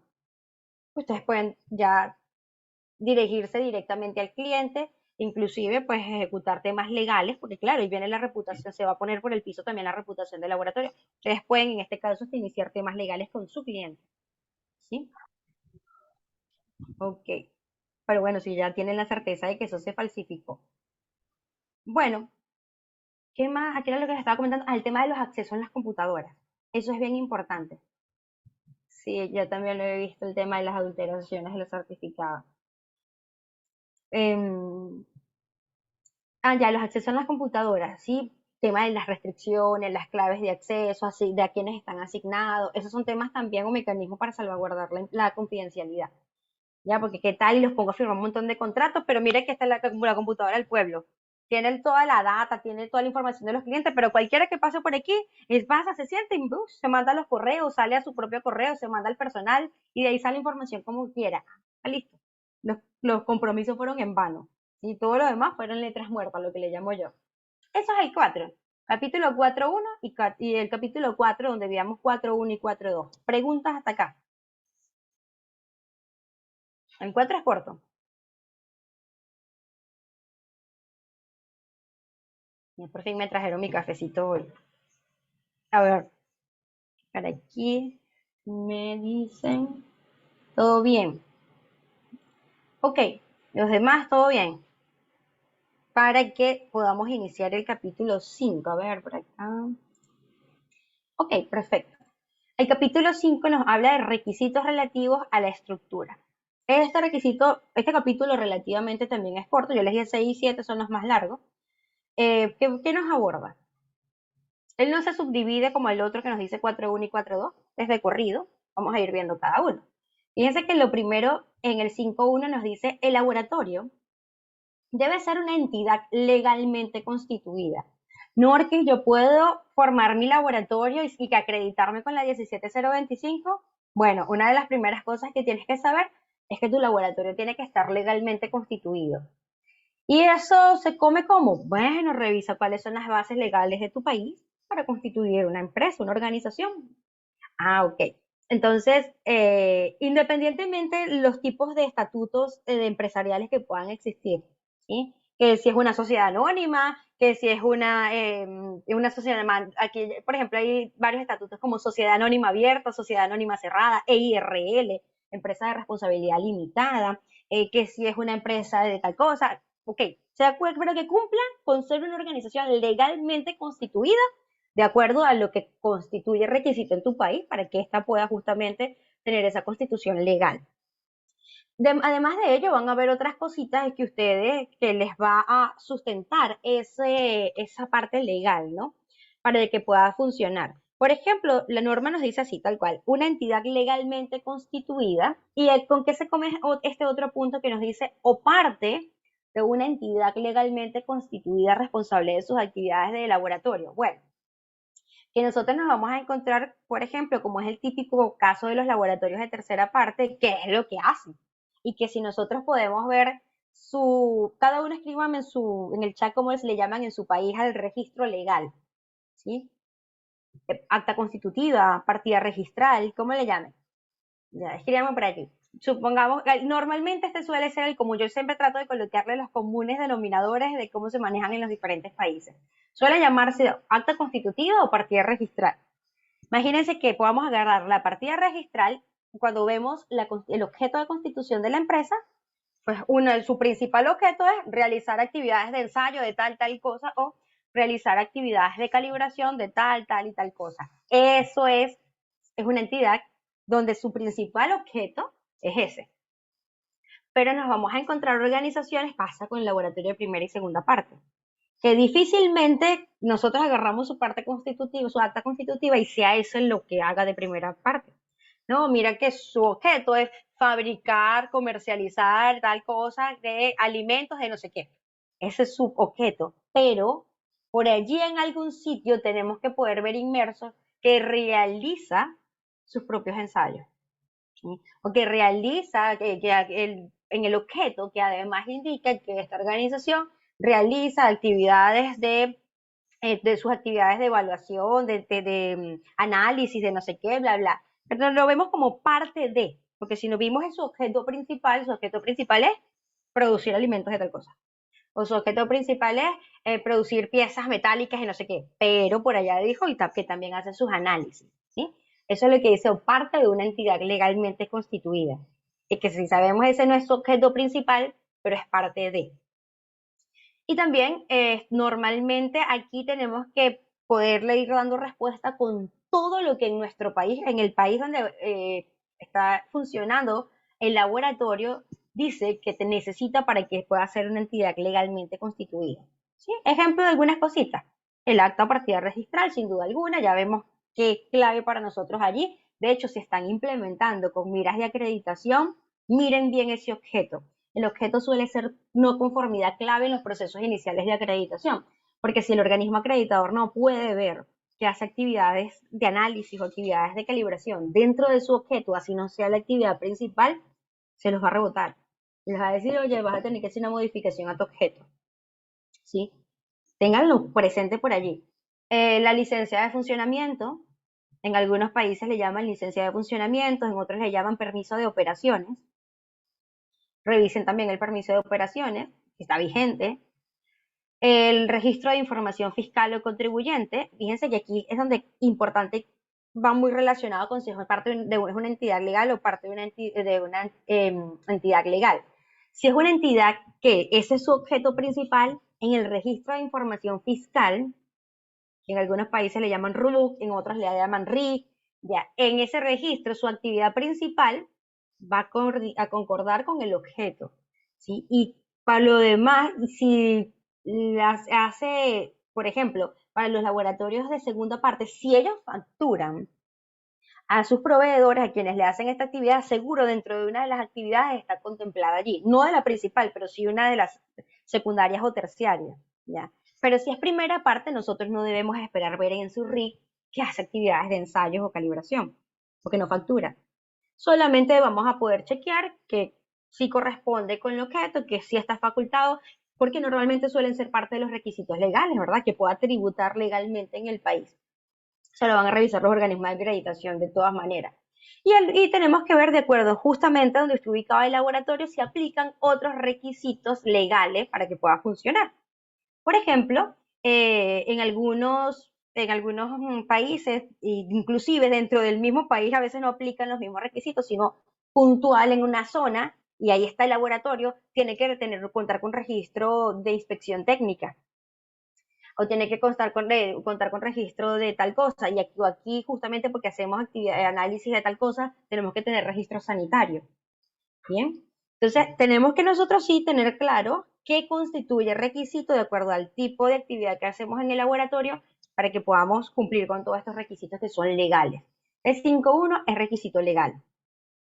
5.2 no está aquí en la lámina, no sé por qué, pero el 5.2 tiene que ver con la designación de la responsabilidad de la dirección del laboratorio. ¿Sí?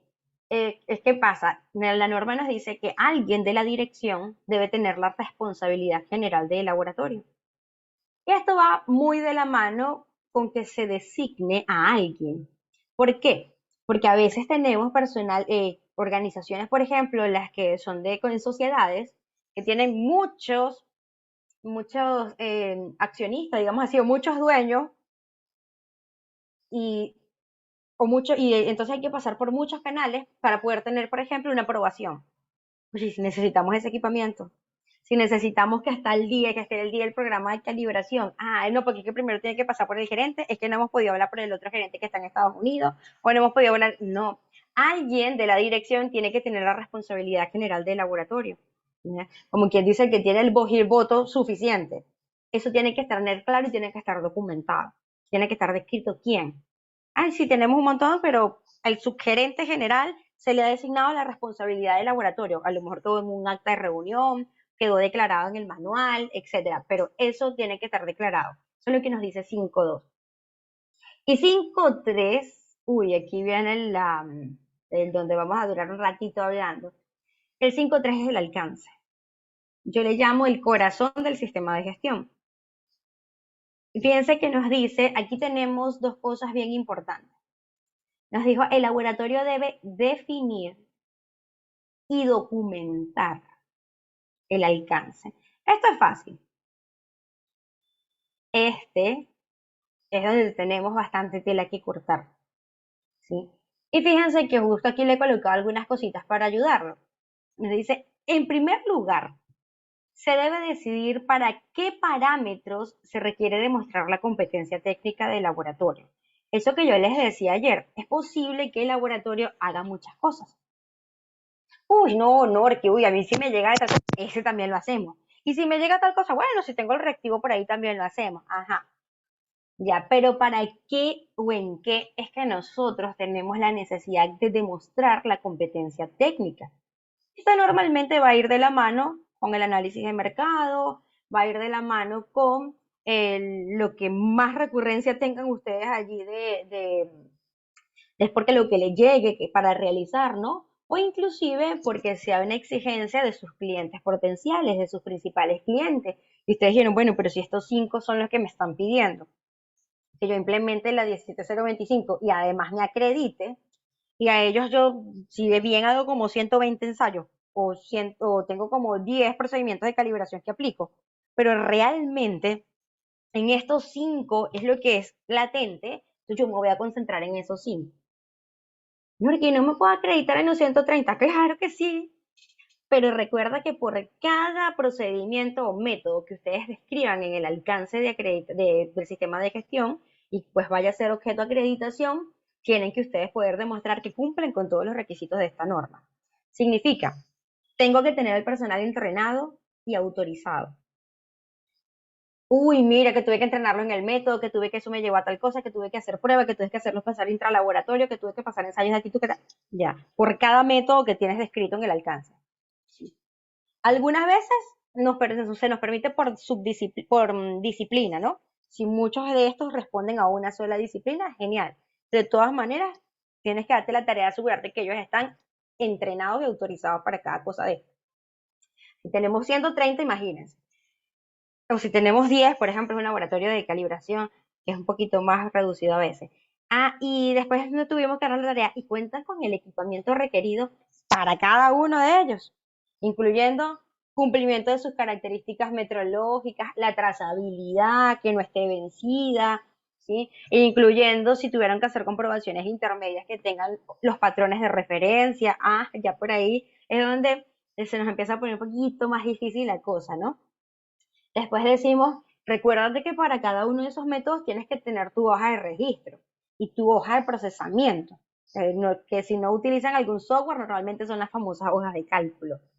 Que ahorita de todas maneras yo les voy a mostrar un alcance, pero es para que nos vamos dando la idea de todo lo que nosotros tenemos que analizar para poder llegar a aterrizar el alcance, ¿sí? Y así cuando me di la pasada por los aseguramientos, ya te hablé de hoja de cálculo, y cada hoja de cálculo la tengo que validar, porque yo tengo que poder demostrar que eso está funcional para su uso previsto.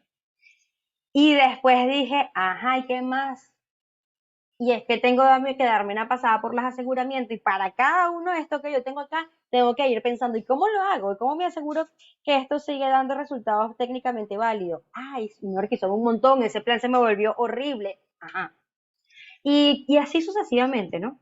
Significa por cada cuestión que nosotros describamos dentro de nuestro alcance del sistema de gestión, tenemos que asegurarnos que cumplimos. No, Marquí, tuvimos que hacer la verificación de los métodos por cada método que tenemos descrito allí, sí. Bueno, pero 5 de esos métodos fueron validados. Bueno, para los 5 métodos tienes que tener su validación, etcétera, ¿no? Y entonces, este es un tema bien pensado, bien analizado. A mí me impresiona cuando, bueno, este es el común denominador cuando uno recién lo buscan para la consultoría, ¿no? Pero es de implementación. Y te dicen, y uno dice, ¿cuál va a ser el alcance? Bueno, mire, nosotros vemos y ¡boom! Se le sueltan a uno toda una sábana. Estos días justamente era al laboratorio de ensayo y me saltó 28 métodos. Y cuando yo le elaboré el presupuesto para sus 28 métodos, ¿qué? Que eso es demasiado, que no sé qué. Y yo le dije, pero vamos a sentarlo y lo vemos con calmita, ¿sí? Usted me dijo que quería todo su personal entrenado, aquí está para este método, para este método, para este método, para este. Usted me dijo que todo el personal también, que 3 de ellos tenían que poder calcular incertidumbre, aquí está. Y que para cada método de esto hay que hacer la hoja de cálculo y para cada uno hay que validar. Y ay, no, ingeniero, mejor nosotros, yo lo voy a analizar, mejor porque no nos vamos con 4. Imagínense de 28. Y bueno, a eso hicieron, ¿no? Igual me recuerdo mucho cuando me pasó una vez con calibración. Yo recuerdo cuando me reuní con ellos y ellos me dijeron, Norki, nosotros queremos todos. ¿Y cuáles son todos? Les digo yo. Mira, en termómetro, en temperatura queremos termómetros digitales de líquido en vidrio, analógicos, infrarrojo, medios isotermos, autoclaves. Ah, y yo iba apuntando. Después me dice, en balanza queremos balanza clase 1, 2, 3 y 4. Ah, listo. Ahí llega, ahí son 2 procedimientos. Ajá. Queremos material volumétrico. Queremos tal cosa. Mira, eso me lo hicieron un listón. Y después yo digo, ok, listo, pero ahora vamos al asunto. Les voy a explicar. Y empecé con cada uno de ellos. Y me decía, pero no, lo antes posible. ¿En 4 meses tú crees que es posible? Yo le digo, bueno, eso no depende de mí. Vamos a ver. Y yo les decía, y para esto, esto y esto y esto, tienen que participar en ensayos de actitud. Y ellos iban sacando cuentas. Ay, que ya nosotros hemos cotizado algunos ensayos de actitud y eso salen en yo no sé cuánto. Y después con frecuencia tenemos que también nosotros en eso. No, y ajá, y así íbamos, ¿no? Y para este, porque les había hecho un diagnóstico, yo le digo, y para esto, pues le estaba haciendo el diagnóstico, tienes que adquirir otro juego de pesas y otro juego de pesas de tal, pero también un peso en juego de pesas de tal. Y para este vas a tener que adquirir esto y lo otro, en términos de equipamiento.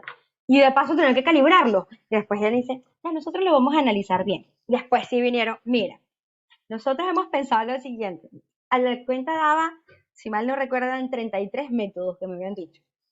Y cuando en la siguiente reunión me dijeron que nosotros lo hemos pensado muy bien, lo hemos analizado tanto que mira, nos vamos a presentar con 3 métodos. Imagínense de 33 métodos, nos vamos a presentar con 33 métodos. ¿Tú crees que con eso sí terminamos de implementar y nos acreditamos y ya nos dijeron en 4? De aquí a junio. Ah, sí, sobrado, les digo. Ahí sí trabajamos full, al 100%, el sobrado se acreditan. Eso es el alcance, chicos. El alcance tiene que estar bien pensado. ¿sí? No es ponernos así de loco deliberadamente a querer meter un montón de cosas allí porque dejamos de trabajar en esta, en la otra y no metemos ninguna. No cumplimos al 100% con ninguna. Ahora sí, eso es lo que tiene que ver con el proceso de definición, definan su alcance. Ahora sí, vamos a ver alcance. A ver, voy a borrar aquí, he escrito muchas cosas. Fíjense que hay una guía, la de la ILAC, es la 18, que nos aborda algunas cositas como mínimo que no deben faltar en un alcance para un laboratorio de ensayo y para un laboratorio de calibración. Por ejemplo, en un laboratorio de ensayos debe especificarse el campo de prueba, el tipo de prueba, por ejemplo, aquí nos dice pruebas ambientales, mecánica, y el tipo, por espectrometría de masas, por dureza, el objeto de la prueba, por ejemplo, las matrices, para agua del grifo, para componentes de automóviles, o sea, lo que sería el objeto de estudio, lo que sería objeto de estudio, ¿no? El parámetro de prueba, mira, el parámetro va a ser dureza, dureza Short. Los componentes o el analito, etcétera, ¿no? En un laboratorio de calibración nos dijo, tiene que estar claro el campo de calibración, el objeto de calibración, la cantidad y pues el procedimiento de referencia. Este tema del procedimiento de referencia yo aquí no sé por qué no lo colocan, pero el tema del procedimiento de referencia es súper obligatorio en ambos, tanto en ensayo como en calibración. Fíjense que aquí vamos a colocar un ejemplo de 1 y 1. Esto es un ejemplo sencillo de un laboratorio de calibración. Esto no es la CMC. Ya yo les voy a mostrar la CMC de lo que hablábamos ayer. En la CMC tiene que incluir su mejor incertidumbre. ¿Ya? Hay algunos laboratorios que pueden declarar esto tal cual como su alcance, que puede cubrir, que cubre mi capacidad. ¿Ya? Pero en la CMC sí tienen que incluir inclusive lo que es su mejor incertidumbre. Fíjense que aquí dice, les voy a poner un ninguno, vamos a ver primero este. Acá nos dice que calibran, a ver, déjenme que a mí me encanta aquí rayar. Para termómetros digitales, fíjense que no podemos decir termómetro solo, porque puede calibrar termómetros digitales, termómetros analógicos, termómetro de líquido en vidrio, termómetro infrarrojo, más, etcétera, ¿no? Nos dijo, oye, mi alcance es para termómetros digitales. Listo. No lo pudiésemos dejar así nada más. ¿Por qué? Porque pues, termómetros digitales también es una gama súper amplia y en uno dice, ajá, y para calibrar termómetros digitales, ¿cuál es tu alcance? O sea, ¿qué es lo que puedes tú cubrir? Ah, ya, por mi equipo, por la trazabilidad de mi equipamiento, de mis patrones, nosotros podemos cubrir desde menos 25 a 200 grados Celsius. Ellos dijeron esto, eso es lo que yo puedo cubrir. Hay otros que puedan cubrir a lo mejor más, pero yo actualmente, porque me analicé todos, mis patrones, mis baños, incluso sus calibraciones, me permiten llegar desde menos 25 hasta 200 grados Celsius. Listo. Y además dijo, y no cualquiera, podemos calibrar solo termómetros que tengan resolución a partir de 0.05. Nos podríamos encontrar otro que diga, uy, no sobrado, yo tengo uno mejor, yo puedo calibrar a partir de 0,01. Uy, si puedo calibrar a partir de 0,01, todo lo que le venga, ¿verdad? Pero no, dijo, el que tenga una resolución a partir de 0,05. ¿Sí? Mejor que eso, ¿no? O sea, si me llega uno de 0,01, no tengo capacidad, no tengo competencia para hacerlo. ¿Por qué? Porque así analizaron bien y a lo mejor sus patrones no se lo permiten. Bien. Y bueno, aquí dijo, y este lo hacemos acá en nuestras instalaciones, no en campo, en nuestras instalaciones, y bajo el procedimiento PC017, procedimiento para la calibración de termómetros digitales, que es este que está acá es de Indecopi, pues porque este procedimiento todavía no ha salido en versión INACAL. Bueno, ha referenciado este procedimiento. Otros a lo mejor pudieron haber dicho, y lo hacemos bajo el procedimiento CEN, el TH01, del CEN de España, o el procedimiento tal. Bueno, es el método de referencia, ¿sí? Como lo cumplen al 100%, o ellos están declarando cumplir al 100%, lo declaran así, tal cual. Si fuese que lo modificaron y lo validaron acá, bajo esta referencia, y seguro aquí colocan el informe de validación, tal, si fuese sido validado. Ok, y también dijeron, y también tenemos la capacidad, o sea, de cumplir con calibrar medios isotermos. Cualquier medio isotermo. Aquí, en algún sitio, ellos tienen o tendrían que declarar qué tipo de medio es isotermo. Sí, no es que sobrado cualquiera, neve, refrigeradoras, congeladoras, incubadoras, horno, tal, tal, tal y tal, pero única y exclusivamente desde menos 25 a 200 grados Celsius. Ay, mira, el laboratorio fulanito, ¿me puedes calibrar este medio isotermo? ¿Cuál es el alcance? Ah, mira, a 250 grados Celsius. No, no me lo va a permitir mis patrones. ¿Sí? O sea, de menos 25 a 200 grados Celsius. Y me dijo, y con un error máximo permitido mínimo de más menos 1. Ay, ¿me puedes calibrar mi equipo, mi horno, que tiene un error de 0,05 grados Celsius? No. ¿Por qué? Porque esto es lo mínimo que yo tengo capacidad de poderte calibrar. Es mi alcance. Eso es el alcance. Y esto lo hago en campo, en instalaciones del cliente. Y lo hago bajo este procedimiento que está acá. Procedimiento para la calibración o caracterización de medios isotermos con aire como medio termostático, PSE 018. Listo, está perfecto. Si habláramos de la mejor capacidad cuando el organismo de acreditación les va a pedir su mejor capacidad de medición o calibración, ya como les dije, ahí sí tiene que ser mucho más detallado. Ahí tiene que tener incluida la incertidumbre de medición. Yo ahorita les abro una CMC. Y si hablamos de un laboratorio de ensayo, bueno, igualito, la intención es la misma, poder llegar a saber cuál de qué tienes capacidad, ¿sí? Fíjense que esto que está acá, de esto nos olvidamos por un momento porque este ejemplo es de un laboratorio colombiano y como las directrices de la ONAC para este tipo de laboratorios tienen una directriz de sectores generales y específicos de laboratorio, entonces de acuerdo al tipo de laboratorios que son, ellos tienen que colocar esto que está acá. En este caso, nosotros nos olvidamos de esto por un momento, ¿verdad? Esto simplemente sí funciona para acreditarse con la ONAC. Pero esto es el común denominador en cualquier alcance de ensayo. Nos dice, ¿qué ensayas? Ah, mira, determinación de cloruros, determinación de sulfatos, determinación de hierro total, determinación de calcio total, de magnesio total, de zinc y de cobre total en aguas. Para cada uno, ¿con qué técnica lo hace o qué técnica utiliza? Para la determinación de cloruros lo hago con el método angetométrico. ¿Y cuál es la matriz, el producto o el material a ensayar? Aguas tratadas, envasadas y crudas. ¿Y en qué tienes la capacidad de hacerlo? Desde 10 miligramos de cloruro sobre litros a 50 miligramos de cloruro sobre litro. Y mi método de referencia es el método estándar 4500 CL versión 23RD. La determinación de sulfatos lo hago bajo el método turbidimétrico. Para esto, esta es mi capacidad del intervalo de medición y es bajo este método y así sucesivamente. Todas estas cositas, como mínimo, no deben faltar en nuestro alcance. Entonces, si se dan cuenta, por ejemplo, este dijo 1, 2, 3, 4, 5, 6, 7, 8 métodos. Bueno, para estos 8 métodos tenemos que asegurarnos de todos los requisitos de la norma. ¿Sí? Pero ya le dijimos, oye, no sé, vamos a ver por aquí, Carmen, y para la determinación del calcio total, ¿quiénes tienes autorizados? Tiene que Carmen sacar un documentico donde diga, ah, mira, Egmar, Erika y Viviana están autorizados desde tal fecha para la determinación. ¿Y en función de qué se basa esa autorización? De tal, tal y tal cosa. Listo, registros técnicos.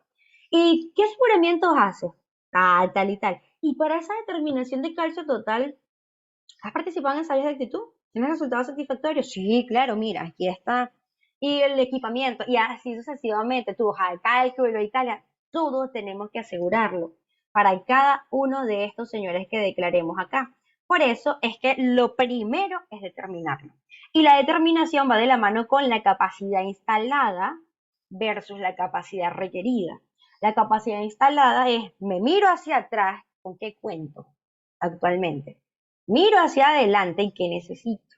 Entonces, para poderme acoplar, así es donde normalmente vamos delimitando adecuadamente nuestro alcance del sistema de gestión, que normalmente pues, se convierte en nuestro alcance de miras de acreditación, ¿verdad? Sí, muchos le llaman el alcance de acreditación. Eso es el alcance de acreditación es el documento que emite el organismo de acreditación donde dijo, ya estás acreditado para esto. Puede que coincida exactamente con lo que tú tienes declarado aquí, sí, pero puede que no. Puede que este organismo, cuando se presentó con la ONAC, Mira que la ONAC, por más que le evalúe estos 8 métodos, le dijo, oye, para esto no te puedo otorgar la acreditación, porque no cumples. Entonces, su alcance de acreditación es este que está aquí. Un ejemplo, ojo. Y seguramente lo que sí en su sistema de gestión es tiene que verse la apreciación. A lo mejor, por ejemplo, este tiene asterisco y este tiene asterisco y aquí dice asterisco. Los alcances descritos, los métodos descritos que cuentan con el tal, no se encuentran dentro de nuestro alcance de acreditación. ¿Sí? Quiere decir que a lo mejor están recontra trabajando en ellos para terminar de cubrir los requisitos. ¿Sí? Pero actualmente no se encuentran dentro del alcance de acreditación. Son consideraciones que ustedes con las que pueden jugar, ¿no? Para poder ir viendo ese tema del alcance. Pregunta, chicos, hasta acá. El alcance es el corazón, el espíritu de su sistema de gestión. De función de todo lo que declaren allí, de verdad, eso es sumamente importante. Por decir, el técnico que irá a sacar estas muestras o que irá a tomar estas muestras, ¿tiene que estar titulado? ¿Tiene que tener alguna profesión o solamente la preparación? Ya, esos son requisitos de competencia, eso lo van a determinar ustedes. Pero ya eso lo vamos a ver más tardecita. Ya ahorita después del break, cuando veamos, entramos al capítulo 6, vamos a ver qué requisitos de competencias va a requerir ese personal para hacer este tipo de actividades. Ya, porque ahí vamos a conversar varias cosas para los requisitos de competencia. Eso lo vemos más tardecita mejor, Carmen. A ver, ¿quién me si yo en mi alcance de laboratorio establezco hacer 20 tipos de análisis, pero se va a acreditar solo 4, puedes hacer como el ejemplo que yo te dije. Te escribes aquí tus 20 tipos de análisis y haz alguna mención de que te permita decir que, por ejemplo, estos de los de abajo, los 16 de abajo, le ponemos un asterisco y ponemos aquí el asterisco. Estos métodos no serán parte del alcance de acreditación. Ya cuando tú te presentas a un organismo acreditador, te pidió tu documentación y tú le facilitaste eso, vio que esos 4 son los que pertenecen como tal a lo que tú estás optando. Los otros 16 ni los va a mirar. Ok, listo. Bueno, recuerden ustedes que aquí hay un ejemplo, igual, pues de específico de un alcance presentado a acreditación. Y Norqui, aquí, ay, Norqui, disculpa. me asustaste. Ajá, Adelante. sí. Antes de seguir aquí, ve. Reafirmando, hago 50 ensayos en laboratorio, ¿verdad? Pero, o sea, yo produzco, como quien dice, o sea, no como laboratorio, pues soy parte de la empresa. Ujú, Urea y amoníaco. Ok, hago, ponte 50 ensayos, pero yo tengo 5 acreditables nada más, que son los 5 parámetros principales que incluyen mi venta de producto, porque soy comercio al exterior, que ok, son eh, humedad en la urea, biureto, nitrógeno, ujú. aceites y grasas, que es en amoníaco, ¿verdad? Entonces, esos 5 parámetros que yo acredito o que debo acreditar, o por qué yo debo acreditar mi producto final para darle valor ante el mercado internacional, y por qué no, como quien dice, acredito mis otros ensayos. Te pregunto, Ya, acredito nada más. eso es decisión de ustedes. Ajá, Porque eso, ajá, por eso es que les decía, porque tienen que hacer su análisis completo. Para cada método, tú puedes acreditar todos los métodos que quieras, pero tienes que exacto. analizar tus costos. Recuerden que cuando les dije tienen que cumplir con todos los requisitos de la 17025, analícenlo a todo nivel. Se aseguren equipamiento, trazabilidad, competencias, instalaciones, ensayos de actitud, lo que les pidan a todo nivel para todo y cada uno de esos métodos. Ahí es donde entra el tema y la dirección te va a decir, oye, Mar, pero esto que está aquí nadie me lo está pidiendo, o esto que está aquí no son requeridos. Es donde te van a colocar la tranca porque, obvio, es donde empezamos a analizar la relación costo-beneficio. Y también saber que si nos presentamos a acreditación con 45 métodos, el costo va a ser por cada método que incluyamos para acreditación. Entonces, donde vemos un montón de plata para acreditación y donde ustedes van a analizar, no, pero es que si no me lo están pidiendo, si este y este casi no son demandados, y se van a ir por lo más crítico, ¿sí? Mucho más por tema de la relación costo-beneficio. No, no, exacto. Obvio, yo me puedo, ok, puede ser el costo. Eso yo creo que no significa nada para una empresa de tan alta envergadura y magnitud, pero yo puedo ir acreditando a través de los años cada vez Claro, más vas métodos. incorporando, eso es muy importante también tener en cuenta, que el alcance no se escribió sobre piedra, después que iniciaron con esto que están acá. Listo, porque también es Exacto, un tema de trabajo. Yo les decía, tienes personal suficiente también para eso, porque aquí tienes que armar un montón de cosas, validarlas y no sé qué. A lo mejor dijeron, bueno, vamos a iniciar con 16. Y poco a poco van incorporando métodos. Cada año a lo mejor van metiendo 15 métodos más, 16. Y pues al final ya mira, habíamos comenzado con 8 y ya llegamos a 130. Ya, eso es lo común. Es lo que sí, ampliación del excelente. Entonces, alcance.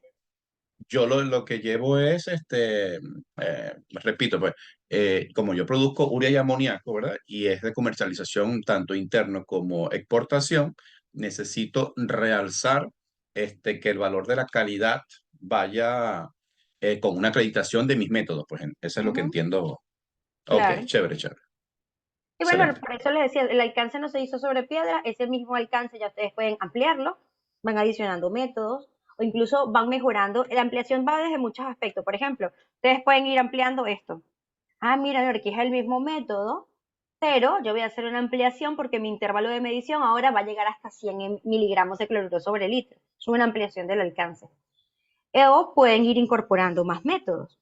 Puede darse el caso también de que ustedes actualicen, por ejemplo, pasa en calibración, que acá lo dábamos con tal mejor incertidumbre, uy, pero nuestra incertidumbre ahora mejoró un montón porque desde que adquirimos el último baño termostático, eso es una actualización.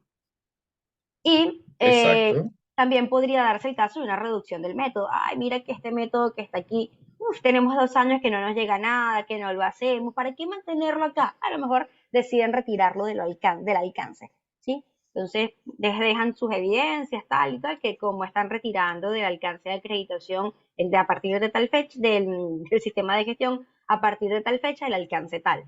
Y si ya están acreditados y eso forma parte del alcance de acreditación, tienen que, de acuerdo a las directrices de acreditación, hacer los mecanismos necesarios para solicitar la reducción de ese alcance, tal cual.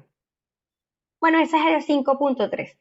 ¿Ya? Eso es de lo más importante que a mí me encanta acá resaltar, el del capítulo 5. El alcance, a partir de ahí, le damos respuesta a los demás requisitos de las normas.